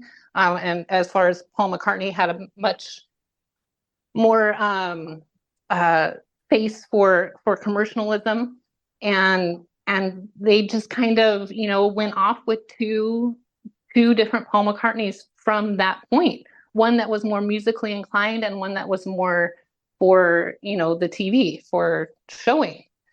And they kind of intermixed these two people the entire time. Yeah. Well, there's Miles Mathis's twins theory. The twins. Yeah, I'm not sure. Miles Mathis maintains that they're twins, but if they really were, wouldn't they look more like each other rather than as different as these two seem to? Yeah, but they do look very similar. I mean, you do still have the mass of people that see both of these different characters and assume that they're the same person. So in some respect, well, they've got away with it for 60 years. Yeah. So what you're saying about Hamburg and performance, using one for performance and another for other, that instantly makes me think of Paul now, or whoever it is that's on stage. We've got this 82-year-old guy that performs on stage for 3-hour sets without a break, doesn't even stop to have a drink of water, and he does this night after night. Okay, not night after night after night after night, but he does consecutive runs, 3.5-hour shows. When he played at Glastonbury, he played for 3 hours a couple of years ago at the Glastonbury Festival in the UK. And people say, how does he do it? How does this guy manage this? What an amazing guy. He's 82. Well, if you're standing in a stadium and you're right at the back of it, how do you know that that person that's standing on stage singing to you is the same person that was singing to another audience the night before? Is it the same Paul? you know, if you're 82 years old and you look amazing on stage singing and all the rest of it, maybe it's because it's not the same person. Maybe they switch. Maybe that one sings one night and the next night someone else goes on the stage and does the show. Yeah. Or Just maybe an he's the idea. robot. Yeah. Yeah, just an idea. They might even be miming. They might even be miming, you know. So many occult overtones to the idea of Paul dying and being replaced. Just makes me wonder if it was one big sort of occult ritual in line with the belief systems of these satanic controllers of the music industry. Yeah, when you read the Hugh Harriet book, Memoirs, it's very esoteric and you know, demonstrates high level adept occult knowledge on the part of whoever wrote that book, tied into the Beatles mythos. Absolutely. Yeah. And on that subject, there's Gregory Paul Martin, of course, who narrated Memoirs of Billy Shears, and he's been in the news this year as well. He was on a couple of podcasts. He was on the Mark Atwood show, and he was also on Truth Stream. This is Gregory Paul Martin, of course, son of Beatles producer George Martin. Eldest son, is he? Eldest son, yeah. He was from the first marriage, from George Martin's first marriage. And he was talking on, I think it was on, I've watched both the podcasts. Mike Williams shared them on his YouTube page, and I caught them on there. And he was talking on, I think it was on on Mark Atwood's podcast. He said that at the moment, he said that when he was asked to narrate the audio version of the Memoirs of Billy Shears, whether you believe him or not, he claims that he thought it was a parody. He thought that the makers of it, when they approached him to narrate the book, he thought that it was some kind of lampooning of Paul is Dead. It was some kind of joke or something. So he took part in it because he's an actor, isn't he? So he says Gregory Martin is an actor, a professional actor. So he narrated it thinking it was a spoof. That's what he claims anyway. And to quote Gregory, he thought that the PID, the Paul is Dead theory, was basically ridiculous. That's the quote he gave in this interview with Mark Atwood. But he's now come around to the idea that it's possible, very possible indeed, that actually Paul is not the Paul that he thought was Paul. That there is some kind of weight to this Paul is Dead theory, this conspiracy theory.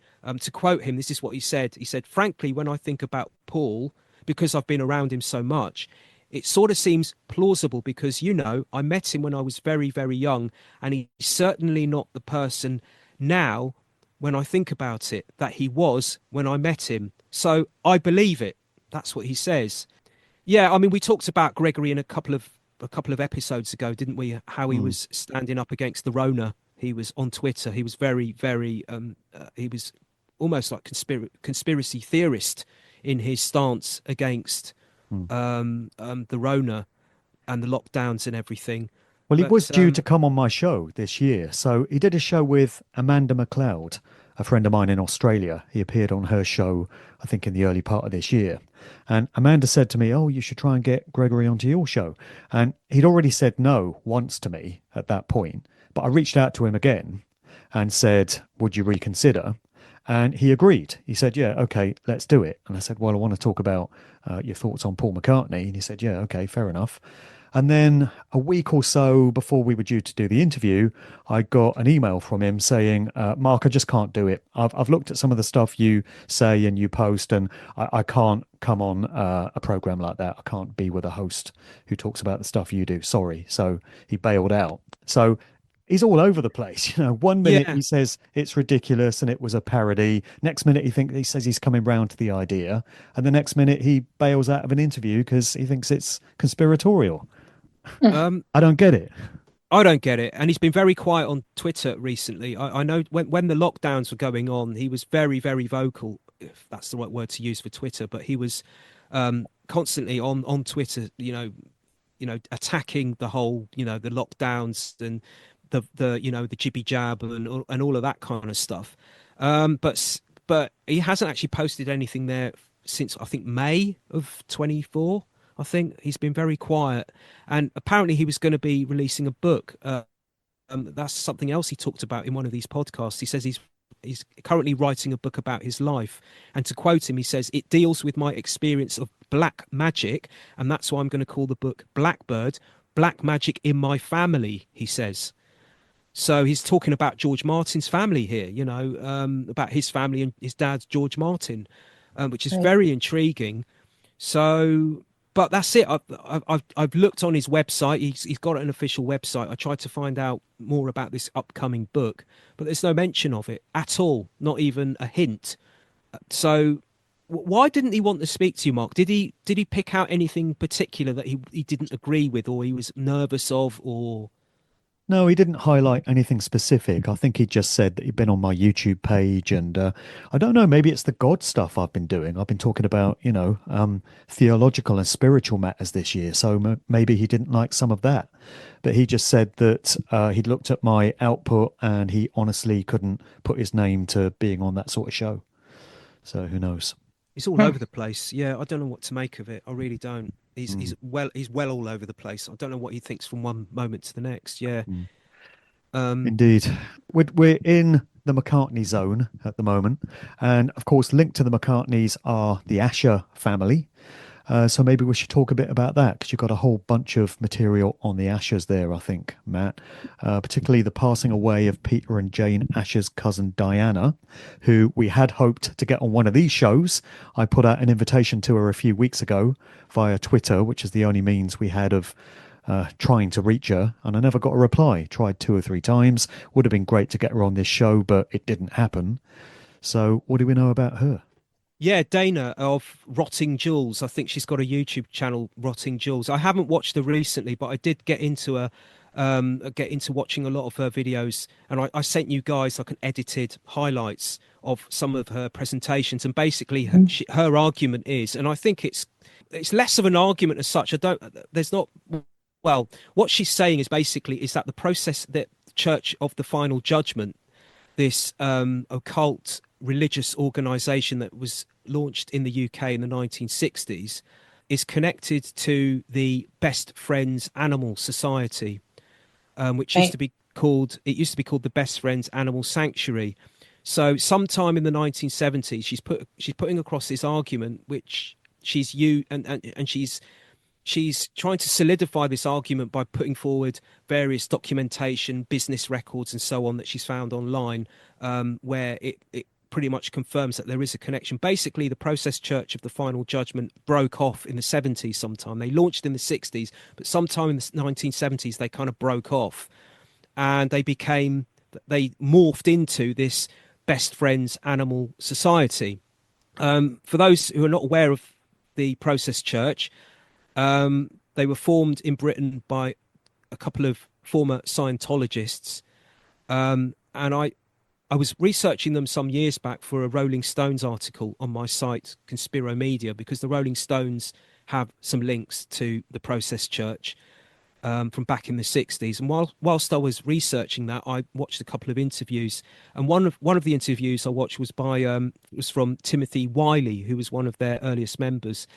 And I was trying to find out a little bit more about what the process were about, their theology, what their belief was, their belief system. And basically what he said was the Process Church basically brought together Christ with Satan, or to be more precise, what he said was that Jehovah, Lucifer, and Satan, in the theology of the process, are unified by Christ. So the concept is basically love your enemy. And who was Christ's enemy but Satan? So the idea that the Process Church had there was to unite Satan with Christ, because opposites should love each other, unconditional love, the Christian ethic, and so on. So that's how he explained it in an interview some years back. Now, the reason that we're mentioning this on this particular episode is that it was announced earlier this year in January, I think it was, that Peter and Jane Asher's cousin Diana had passed away, and her death was announced on the Best Friends website, Animal Sanctuary. It was announced on that website that her obituary was printed on that, was published on that website, because apparently, according to Best Friends, quote unquote, she was a co-founder of Best Friends. That Jane Asher, Paul McCartney's girlfriend between 1963 to 68, when they broke up, when they broke it off. And Richard Asher, Dr. Richard Asher, Jane's father, there's rumors that he was involved in MK Ultra type experiments in the 60s with drugs which were being sponsored by the British police. That's according to an alleged human guinea pig who was involved, who says they were involved in these experiments. That this person claims that one of the doctors that was involved in this was Dr. Richard Asher, this physician, this well-known doctor, who also wrote a paper on hypnosis. He also practiced hypnosis on his patients. So this brings us back into the realms of mind control, because Paul McCartney did live with the Asher family in their household when he was dating Jane. So there is... It could well have been a test subject of Dr. Asher's work. Indeed. And of course, he died in suspicious circumstances. He was found dead in his basement after his family reported him missing after 7 days. The official account of that, the official verdict was it was suicide. But what I've always questioned is, how is it that he was in the basement for 7 days, reported missing, and none of his family bothered to even look down there, which is just very, very odd. Anyway, tried the basement. Oh, oh God, we forgot. Oh dear, we've been worried. We've been out of our minds for 7 days.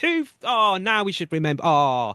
Yeah. So, and something else that's been, which is mentioned in Diana's obituary, is that she was, quote unquote, an aristocrat in the line of the Duke of Cornwall, which is interesting because according to the officially sanctioned biography, officially sanctioned McCartney biography, which many years from now, which came out in 1996 or 97, and which was authored by Barry Miles, who was Paul McCartney's friend in the 60s, and who actually opened a shop, the Indica bookstore and Indica gallery, with Peter Asher, Jane's brother. According to his officially sanctioned biography of McCartney, in it, he states that Margaret Asher, Jane and Peter Asher's mother, often took pains to point out that her side of the family, the Elliots, was the more illustrious of the family. Her father was the Honourable Edward Granville Elliot, brother of the 7th and 8th Earls of St. Germans of Port Eliot, St. Germans in Cornwall, an ancient Cornish lineage. And I think also Jane Asher has said in more recent times that she's revealed that she thinks she's got bloodline connected to Richard III as well, King Richard III. Yeah, Dom from Sheep Farm is doing some genealogy research into Jane Asher, and he's uncovered that and other links to aristocracy and royalty and the peerage and such. And probably Charlemagne's in the mix as well, because he usually is. Yeah, usually is. So we have this connection to the process. And it's not even a theory as such. When you look at the Beatles, they did actually employ, their company Apple did actually employ an in-house astrologer. Back in 1968, 69, their Apple company, which was a record company, of course, and a film company, electronics, media company, they actually did employ an in-house astrologer, and his name was Caleb Rupert Ashburton Dunning, and he was actually a member of the Process Church. Now, in the Mind Games book, which accompanies the box set, if you buy, there's actually an extended version of that book, which came out a few months later, which has got more pages in it. And in that book, there's actually some pages dedicated to John and Yoko's interest in the occult. And there's a section in there which is basically focusing in on astrology. And although they don't mention the Process Church in that section, they do mention this Caleb Rupert Ashburton Dunning. So, yeah, this Caleb guy, he used to be the manager of the Beatles' Apple boutique in London in 67, 68, whenever that was, their clothes shop. And then he moved over to their main offices. And in this Mind Games book, there are some actual quotes from people who, well, they don't mention the Process Church, but they pretty much confirm that this Caleb guy did actually work at Apple. There's a guy they quote in the book, a Richard DiLello, I think is... pardon me if I pronounced his name wrong. He was an Apple staffer, And Caleb was an in-house astrologer who, in Richard's words, subbed as a fortune teller for John Lennon, Paul McCartney, and the Apple staff. His job was to read the stars daily and make a prediction, splitting his hours between his astral charts and the I Ching. He would make the daily rounds of the staff. Also quoted in this official Mind Games book is Beatles' trusted PR man and one of the Beatles' inner circle, Derek Taylor. And he said, and he's quoted in the book as saying, Caleb used to manage the Apple boutique, but when the Beatles learned about his interest in the I Ching, they took him on to study it in relation to the organisation. All the Beatles threw for the I Ching, and they took it very seriously. Caleb gave them reports, and they studied them at business meetings.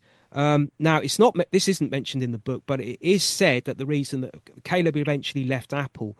Now, this hasn't been confirmed. This is just claims, allegations that I've read online, but basically the reason that he left Apple was because he fell out with John, because Caleb advised John, who at the time was involved in an extramarital relationship with Yoko. He was still married to his first wife. He actually advised John that he should leave Yoko and go back to his then wife Cynthia, and as a result of that they had a bit of a falling out and Caleb left. But yes, Caleb was a member of the Process Church, an active member of the Process Church. This is a fact.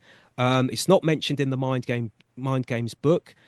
He is mentioned, but there's no mention of the Process Church. And if you look online, you can actually find copies of their magazine. They used to print a magazine called The Process. And you can actually find copies of the magazine which you can download. And I managed to find a screen cap of one of them. And Caleb is mentioned in the magazine. He's mentioned that he's actually in charge of distribution of the magazine, The Process. Jimmy Savile was on the cover of one of those magazines. He was indeed, and I've got a copy of that actual magazine. I've got it. I've downloaded it.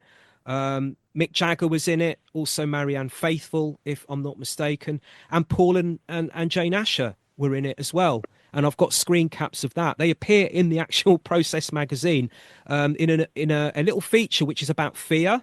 It's a little mini feature where the Process goes out and asks people how they deal with fear, the concept of fear. And they've got these quotations from various members of the public. And lo and behold, two of the people they spoke to was Jane Asher and Paul McCartney.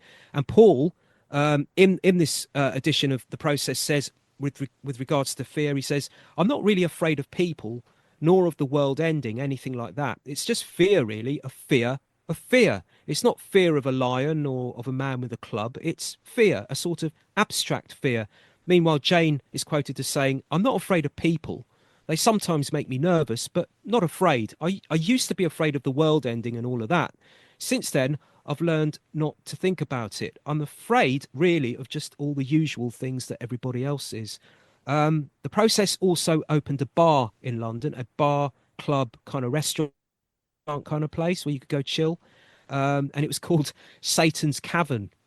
And I've watched a documentary about this, and apparently, according to a couple of regulars there who were Process members, Beatles manager Brian Epstein was a regular at this place.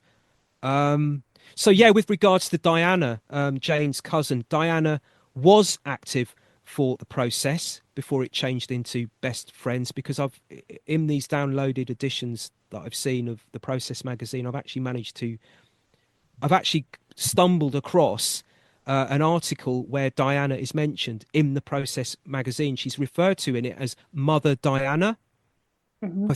I think the Process used to refer to each other as mother or brother, didn't they? They would fix brother or mother. It was in San Francisco, and when it was started by the de Grimstons over there were people like Charlie Manson that were associated with it. Also, David Berkowitz, the son of Sam, serial killer. Also, Sirhan Sirhan, the guy that's said to have assassinated Robert Kennedy. So they were all members of the Process in San Francisco.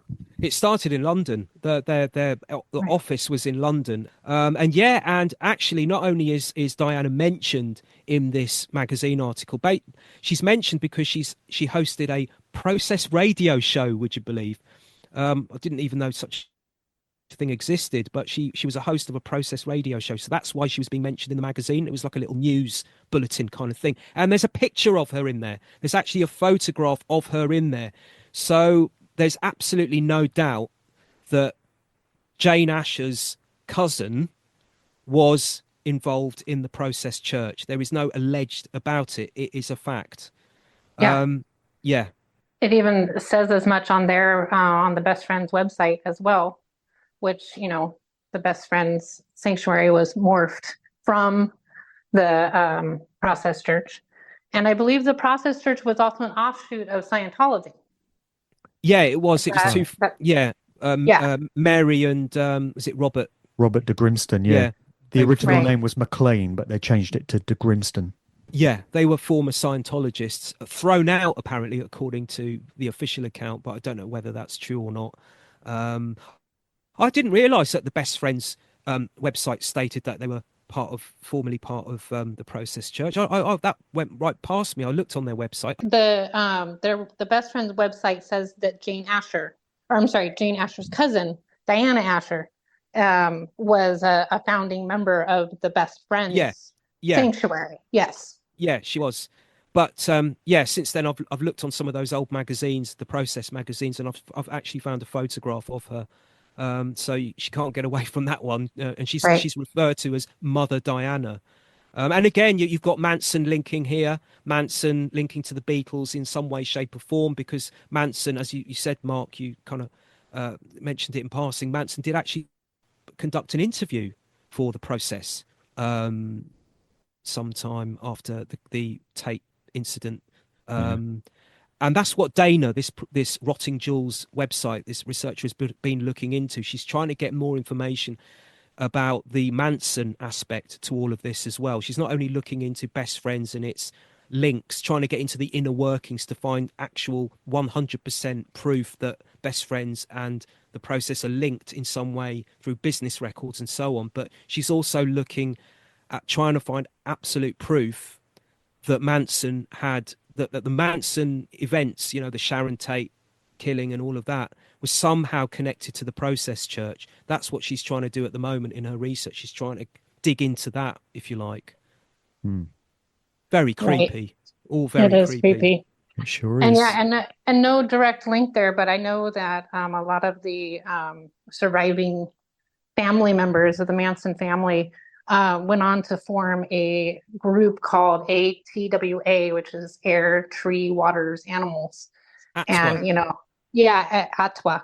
And they're supposedly, you know, very similar to the Best Friend Sanctuary, you know, all things animals, protecting them, keeping them in good living conditions, and et cetera, not destroying the environment. It's all very environmentally sounding and even a little Masonic sounding when you really get into it too. The family members are all color coded, and it reminds me like the Rainbow Girls, which are from the Masonic point of view, like the daughters of Masons, which are all color coded as well.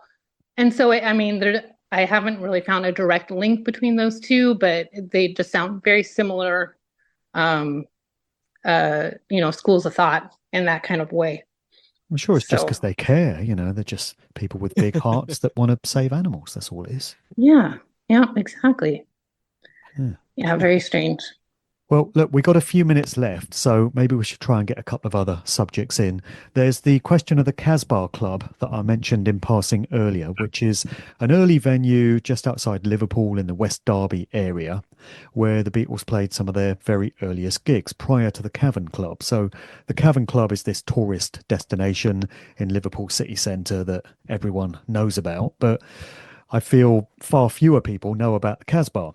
And the gigs there were curated by Mona Best, the mother of Pete Best, the original drummer. And we've got this very strange story, which we've discussed in previous episodes, of Mona Best, Pete's mother, getting knocked up by Neil Aspinall, close confidant and assistant of the Beatles. And she got pregnant and gave birth to a son, Rogue Best. And it's very strange because Pete got axed from the band, whereas they kept Neil on as an associate, you might think they would have done it the other way round and got rid of Neil because of this embarrassing incident and kept Pete on. But Pete got kicked out and replaced by Ringo. First mention of Ringo in this show, by the way. Sorry about that, Ringo. We haven't even mentioned George, actually. So the Casbah was where Mona saw to it that the band had some of their earliest gigs with Pete still on drums. And so we got this story now of Pete and Rogue, who are half brothers, but they're sort of 20 odd years apart in age. And they're converting the Casbah, which served as their home for many years, they actually lived there, into luxury Airbnb apartments with rooms there named after Lennon, McCartney, Harrison, Pete Best, and original Beatles bassist Stuart Sutcliffe, but no room named after Ringo because he joined later. And so Pete and Rogue have been pictured having curated the transition, and you can now apparently go and stay in these Airbnb apartments. I wonder if they've kept the original ceiling, because we've spoken before about the ceiling of the Casbah Club having been decorated apparently by a young John Lennon, and he'd painted a whole load of occult symbols on the ceiling there. Yeah, I'm hoping to take a look at this place myself when I go up to Liverpool in a couple of weeks and just see what it looks like these days. As far as I'm aware, those occult-looking symbols, it's called the Aztec Room, apparently. Yeah. Aztec artwork, yeah. Yeah, Aztec ceiling. That's according to Pete. Apparently, before Pete joined the band, they were called the Quarrymen, before they became the Beatles, they were called the Quarrymen, and then they eventually became the Beatles. And they Quarrymen as in Masons? In what way? I don't... Well, Quarryman is a stone cutter, and a stone cutter is a Mason. Oh, God, yeah.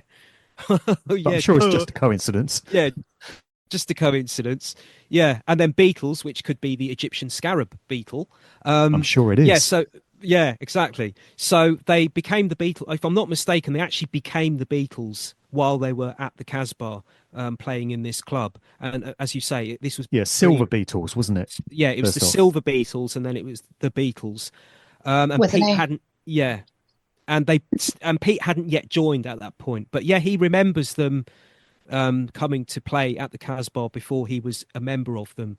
And according to him, a few days before the club opened, John, Paul and George helped to paint the club.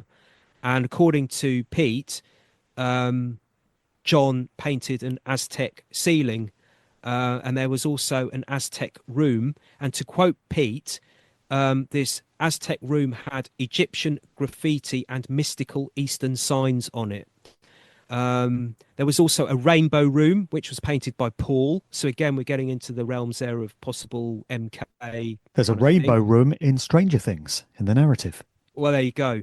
And Mona painted a large dragon on the wall as well, Mona Best. So we've got sort of reptilian things going on there. But yeah, John was responsible for painting this Aztec ceiling with all this mystical Eastern signage on it, to quote, to paraphrase Pete. So that's always fascinated me, really, really, really, really fascinated me, because maybe I'm being a bit unfair, but a hell of a lot of people who look at the Beatles and look at their occult symbology and so on, they tend to look at the later Beatles. They look at them in their fame days. They look at the cover of Sergeant Pepper with Aleister Crowley and different other kinds of stuff, maybe attaching Yoko to some of it as well. But no one really looks at the early Beatles. It's just, I find it fascinating. You can kind of understand it. Okay, if the Beatles, they found fame, they moved to London, and they start mixing in intellectual, quote unquote, circles. So they start meeting people who open their minds and their perspective towards occult thinking, esoteric thought. So authors, artists, occultists, and so on. So you can kind of understand where that would have led to in their artistry, in their music and symbology, in their artwork, and in the Beatles' career. But in Liverpool, where would they have picked all of that up? All this stuff that they were painting on the ceiling? Because John, at the time, this was 1959, 1960, John wasn't even 20 yet. Paul was 17, 18, and George was 16 years of age. So where on earth were they picking up all this kind of stuff? Why were they so inspired to paint all these kind of weird symbols and stuff so Mhm. early on in their life. Right. There are some claims that it was Mona Best's idea for them to do the Aztec sealing, but I've found no. But that's just anecdotal. I've found no confirmation whatsoever to prove that. Well, I'm looking into this for my upcoming book, and Rogue has written a book himself called The Beatles, The True Beginnings. And he reveals that Mona Best, would you believe it, came from a military family. She was Oh, raised in In colonial in India. India, correct? Yeah, and her father was a major in the British Army. So Mhm. once again, we have a military connection between the original drummer of the Beatles and everything else going on. And she was pretty well off. Didn't she like place a bet on a horse or something? That's where she yeah, got most of her money in order to buy the Casbah in the first place. And serendipity. Yeah, yeah, because back then, I mean, I just wouldn't think that a single woman like that would have the means or the money without having the money to operate a club like that. So Mm. she obviously came from some kind of a background or money or something in order to even have that, I the would think. story the story is a little bit like that Elliot Mintz one with the John F. Kennedy thing, where pardon me for being so um it's so negative here. What's the word? Cynical. But yeah, isn't it the story that one day Mona Best decided to take all her savings or something and just put them down on this one horse, Right. and just like go for potluck, and lo and behold, um, Wars one. yeah, she won, and she could buy that house that became became the Casbah Club. Just one of Yeah, and those. it Yeah, was the horse was like not a favorite to win, and yeah, yeah. It was yeah. an outsider. Yeah, yeah. And if It I just remember, the horse had a very strange name too. That was kind of synchronistic to everything too. Like "Never Say Die" or something like that was the name oh of the horse. well, of course, well, of course, well, of Mm. course. Isn't it interesting? If you do accept the official Paul is dead conspiracy theory, which, Paul McCartney died in 1966, the only Beatles left alive are the drummers, Pete and Ringo. Right. Funny thing. Mm. I saw a T-shirt a few years back, and I did consider buying it. It was a picture of Paul and Ringo on the front, and it said drum and bass. I thought that was a clever play on words, that one. I thought that's quite clever. But yeah, yeah. Sorry, I just thought I'd throw I'm that just in. looking up original Beatles drummers here. I didn't realize Norman Chapman and Tommy Moore. Tommy Moore, yeah, he was with them for about a week. He was on their Scottish tour. They got Larry Parnes, the promoter from the 50s, Larry Parnes. He was kind of like the Simon Cowell of his day. Hmm. He had this stable of stars, Billy Fury, springs to mind. I can't remember who else was on his bill, Joe Brown and others. And he was looking to put together a package tour, which was going to be headed by Billy Fury, who was the teen heartthrob singer of the late 50s, early 60s in Britain. And he was looking for a backing band. So he went to Liverpool and started auditioning loads of bands. And one of those bands was, as they were known then, I think, Johnny and the Moondogs, which was John, Paul, George, Stuart Sutcliffe on bass. But they didn't have a drummer. So they needed a drummer damn quick. So they got this Tommy Moore guy to come in. They didn't win the audition, because apparently the story goes is that Larry Parnes was listening to them and he liked the band as a whole, but what he didn't like was Stuart Sutcliffe's bass playing. And he says, "I'll take you on to support Billy Fury, but you're going to have to get rid of the bass player. I'm afraid he's not very good. You'll have to replace him." And John Lennon is said to have said at that point, "No chance. He's my best friend. He ain't going nowhere." So they lost out on that one, but they were given a tour of Scotland. I think it was about a week long tour of Scotland with one of Parnes's lesser known acts, a guy by the name of Johnny Gentle. Um, Hmm. so they went out on tour with this rock and roller Johnny Gentle, and I think Tommy Moore was called in basically to be their drummer for that tour. Um, and yeah, that's what happened. And he was involved in. There was a car crash during one of the journeys to one of the venues, or one of the van that they were traveling in. There was a crash, and Tommy Moore broke his jaw or something, and they took him to hospital. And he was all in bandages and all this kind of thing, in real bad pain.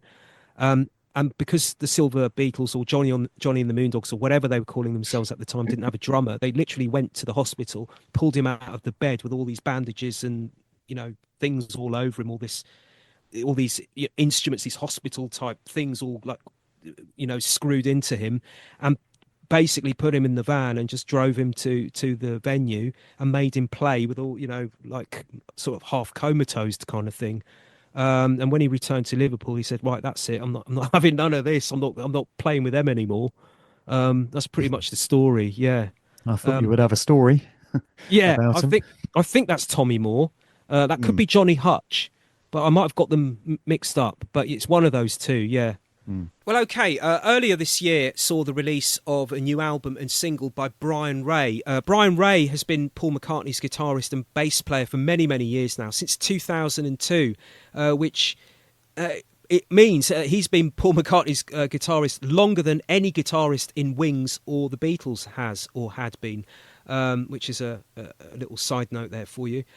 So, earlier this year he released an album titled My Town, and on that album is a song which he released as a single earlier this year titled When the Earth Was Round, and it's basically attacking conspiracy theories and conspiracy theorists. These are the lyrics. War of the Worlds on the radio, scared your daddy right out of his home. Loch Ness Monster in the lake was all the rage. The moon landing, it wasn't real. They made that movie out in Bakersfield. Come on, baby, what happened to us? Can we get back to the way it was when the earth was round? Before the upside down, back when I was yours and you were mine.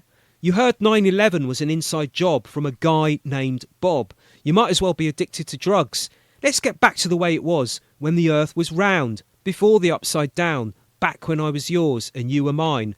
We used to fly so high, we could touch the sky. Everything was cool when you were mine. I can see in the sun, by the ocean in slow motion, that we had it all on this spinning ball. But we threw it all away. Now it's getting late. When the earth was round, before the upside down, back when I was yours and you were mine. And he appeared in a few podcasts and radio shows this year to promote the album and that single, and I had to listen to some of those. And this is what he said in one of those interviews. He says the song when the world was round when the earth was round, imagines a guy, and this is what he said in a podcast interview. He says the song imagines a guy who's lost a woman to conspiracy theories and cults or something. So basically what he's saying there is people who believe in conspiracy theories or follow them are cult followers, members of cults, which is quite insulting, really. So yeah, that's what he says in that podcast appearance. He says it imagines a guy, the song imagines a guy who's lost a woman to conspiracy theories and cults or something, and he's grieving it. And he names off some conspiracy theories, and he's just saying to his girlfriend, come on, can't we just get back to the way it was when the earth was round? Can't we agree on some basic truths? In another podcast appearance, he says the song is about romance in a post-truth world.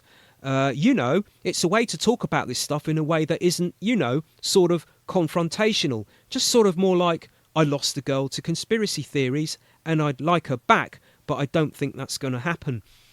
And finally, just one more quote from another of his podcast appearances. He says, when the earth was round, it's like, what the heck? What are you talking about?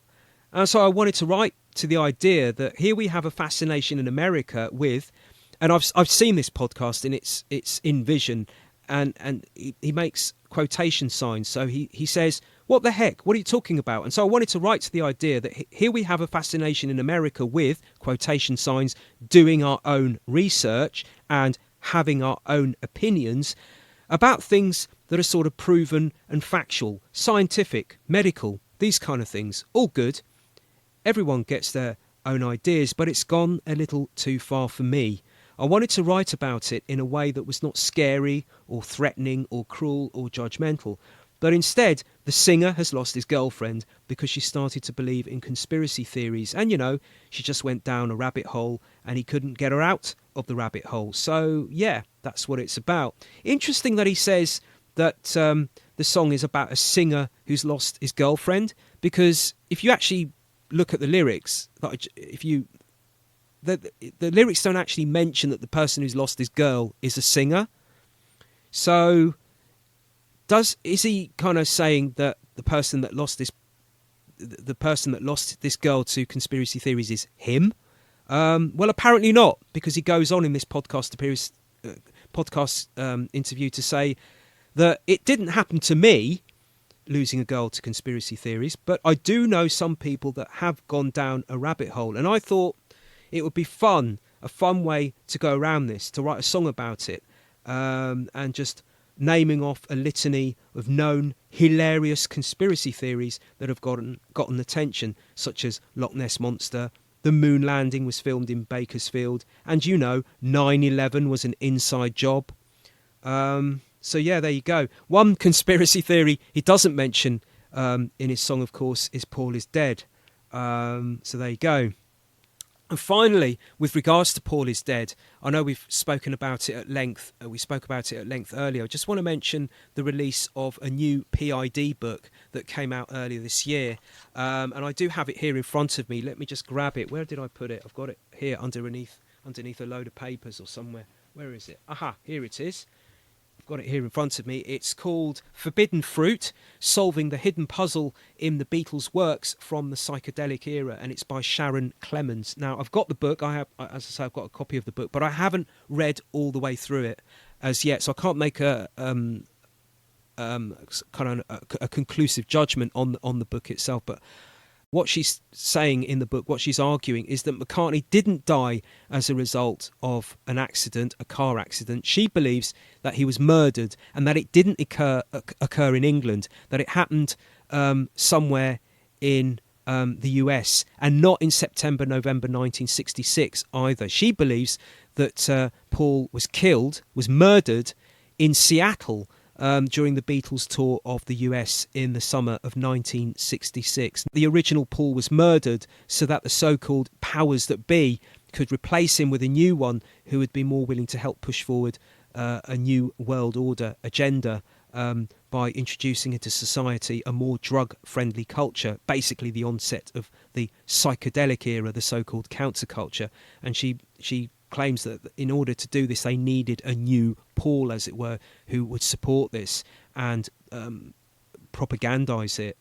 The Beatles' US tour in the summer of '66 did go on after Seattle. It ended, I think it was in August, at Candlestick Park in San Francisco. And she also believes that MI6 were involved in his murder. Now, she claims in her book that John Lennon released clues that Paul died in Seattle. He released clues of that within the lyrics of certain Beatles songs, such as I Am the Walrus and Glass Onion, the song from the Beatles' double album, The Beatles, which of course was later nicknamed the White Album. As I say, I haven't finished the book, but I have read some of it, and I've read the chapter with regards to the clues, which are featured in Glass Onion. So if I may, I just want to read some parts of that chapter. I've got it here somewhere. Let's have a look. Here we go. So she says in the book, the first clue in the song Glass Onion is in the title of the song, Glass Onion. In the mid-1960s, glass art was growing in popularity, and the number of art galleries in Seattle featuring the work of glass artists was also growing. Seattle was quickly becoming a city known around the world for glass art. Glass onions, in particular, became a popular subject for glass blowing in Washington state, where the Walla Walla sweet onion is the state vegetable. The second clue to the place that John is talking about is the word flows. John is saying in the song Glass Onion that everything in the place he's talking about flows, where everything flows. If you've heard the song, that line, but sung a little bit better than that. So yeah, John is saying that everything in the place he's talking about flows in the song, and that would certainly be a way to describe Seattle. Since there is water all around and throughout Seattle. Puget Sound is on the west side of downtown Seattle. Lake Washington is on the east side of Seattle. The city is then divided in half by the Lake Washington Ship Channel and Lake Union. The southern half of the city is further divided in half by the Duwamish River, is that how you pronounce it, which empties into Elliott Bay, which juts in from Puget Sound. A number of residents of Seattle also live on the water, and this is an important clue pointing to the city. Glass Onion and some of the other Beatles songs also make reference to various Seattle industries and products. Before the tech industry exploded in the 1970s, Seattle was probably best known for its lumber industry. John's reference to the dovetail type of joint is what is relevant here, and it provides the third clue to Seattle. Dovetail joints join two pieces of lumber without using any mechanical fasteners. Furniture making was a natural industry to evolve in the Seattle area, given the area's booming lumber industry. As a result, a number of carpentry woodworking schools sprang up at Washington colleges. Some independent businesses also began giving lessons in the basics of furniture making, such as how to make dovetail joints. A fourth clue in Glass Onion is the keyword hole. John refers to a hole that is located in the ocean. There's the line in the song, fixing a hole in the ocean. Now, it doesn't appear to have anything to do with anything else in the song, Glass Onion, at least on the surface.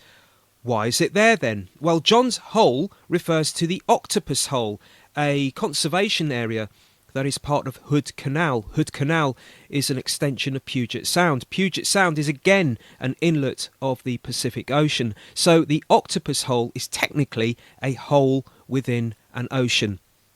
This same octopus hole is also alluded to in the song Octopus's Garden from the Beatles' Abbey Road album. The lyrics to this song indicate that this particular Octopus's Garden has a cave nearby. In fact, there is a cave that is very close to the octopus hole. It is just north of it, off Highway 101.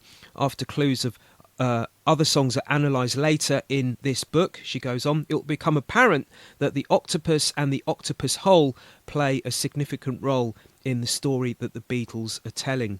A fifth clue in the song Glass Onion is the keyword tulips. This is referencing another local industry around the Seattle area, the tulip farming industry. The largest grower of tulips in the United States is located just an hour north of Seattle in Mount Vernon. Every year, the spectacular and world-renowned Skagit Valley Tulip Festival is held in this area. Pardon me for if I've mispronounced Skagit. Oh, I apologise. Every year the spectacular and world-renowned Skagit Valley Tulip Festival is held in this area. Tulips grow especially well in the Washington counties around Puget Sound and are extremely plentiful in Seattle and its suburbs. This particular Valley Tulip Festival is not the only festival of interest near Seattle, though, and that leads us to the sixth clue, the reference in Glass Onion to the song Strawberry Fields Forever. There are a number of annual strawberry festivals in the Seattle area. That's because there are a large number of strawberry farms on the western side of the Cascades Range, the mountain range east of Seattle. Strawberry production in this location began in the 1830s, and growers soon discovered that the land west of the Cascades is wonderful for growing strawberries. As a consequence, strawberry fields can be found throughout the areas around Seattle. In Glass Onion, John Lennon points listeners back to the song Strawberry Fields Forever, which was released the previous year in 1967. He hints that the song was more meaningful than listeners ever realised. So while Glass Onion points to areas near Seattle to the west, the Octopus Hole, to the north, tulips, and to the east, the Cascades and the strawberry fields up and down their west side, I Am the Walrus points to a place of Seattle with its reference to a Tuesday that was bloody. Because, of course, in the song I Am the Walrus, John sings Stupid Bloody Tuesday. Now that is actually in reference, Sharon argues, to a place by the name of Centralia in Washington, the location of the infamous Centralia massacre, which occurred on a Tuesday in 1919. The references to these four places together paint an area around Seattle with the city in the bull's eye. So there you go, there's an excerpt there from the book by Sharon Clemens, released earlier this year in 2024, Forbidden Fruit, Solving the Hidden Puzzles in the Beatles' Work from the Psychedelic Era. So that brings us to the end of the episode. I guess maybe we should try and do 2 in 2025. What do you think? Definitely try. We just got let down because those 2 guys didn't get back to us. Didn't pull through. Yeah. Yeah, we would have had 3 this year if it wasn't for that. Yeah, we would. Yeah. But anyway, we've covered a lot of ground in this one. So what are you guys working on yourselves? Any upcoming projects to mention as we sign off here? Oh, so many. I'm currently putting together a video presentation of the Mind Games album box set, because I've actually bought the I think I mentioned it earlier. There's the Mind Games book that you get in the box set, but there's also the extended version of that book with more pages in it and more information. And having bought that book and looked into it, oh boy, there is so much in there which of a conspiratorial and occult flavor. So I thought I'd put it together as a video presentation. I've pretty much scripted it, put together all the points that I want to talk about. So basically what I've got to do now is kind of put it together on video. So that's coming up. I'm also thinking of writing an article to publish early next year, on the life of Brian Epstein. There was a recent movie about a biopic. You're going to call it The Life of Brian, aren't you? I never thought of that. Nice one. Yeah, so an occult conspiratorial aspect, looking at Brian Epstein's life from an occult and conspiratorial aspect. Yeah, from that perspective. Yeah, so I'm planning to do that as well. And also a couple more video presentations. One about St. John's Wood, the area of London where Abbey Road is situated, and links to occult conspiratorial kind of stuff, of course, obviously, and also links to the Bloomsbury group and the Fabian Society and other such weird and wonderful and occultic type things. So yes, very, very busy. And of course, trying to live a normal, regular life, earning a living, eating, finding time to cook some food. Yeah, so that's me. Growing beards, that sort of thing. Yeah, growing beards. So Desiree, what you got happening? I honestly don't have too much going as far as Beatles mysteries and all that good stuff.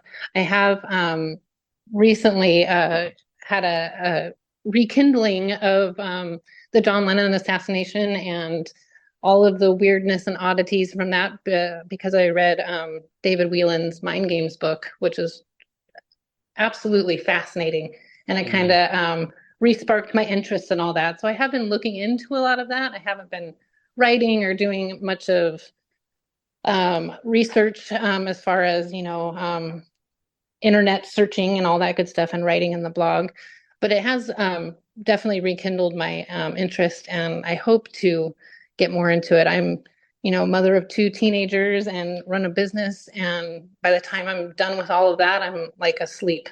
So my time has just been not on Beatles conspiracies and whatnot, but I do have a severe love for it, and I would love to get back into it if life ever slows down. Yeah. So teenagers are no joke, trust me. Oh man, and yeah, I have a senior this year, so it's like doubly more, applying for colleges and just all the things that go along with that. So yeah, it's been a busy time. Sure. Well, I'm writing my next book, which is to be titled "No One's Dad's a Plumber." That's actually going to be the title. I've got chapters in there on the Beatles and McCartney, because this stuff never ends, as you well know. On which note, we'll see everyone for episode 11, whenever that may be, hopefully sooner rather than later. And thanks for listening, everyone. Cheers. Bye. Cheers.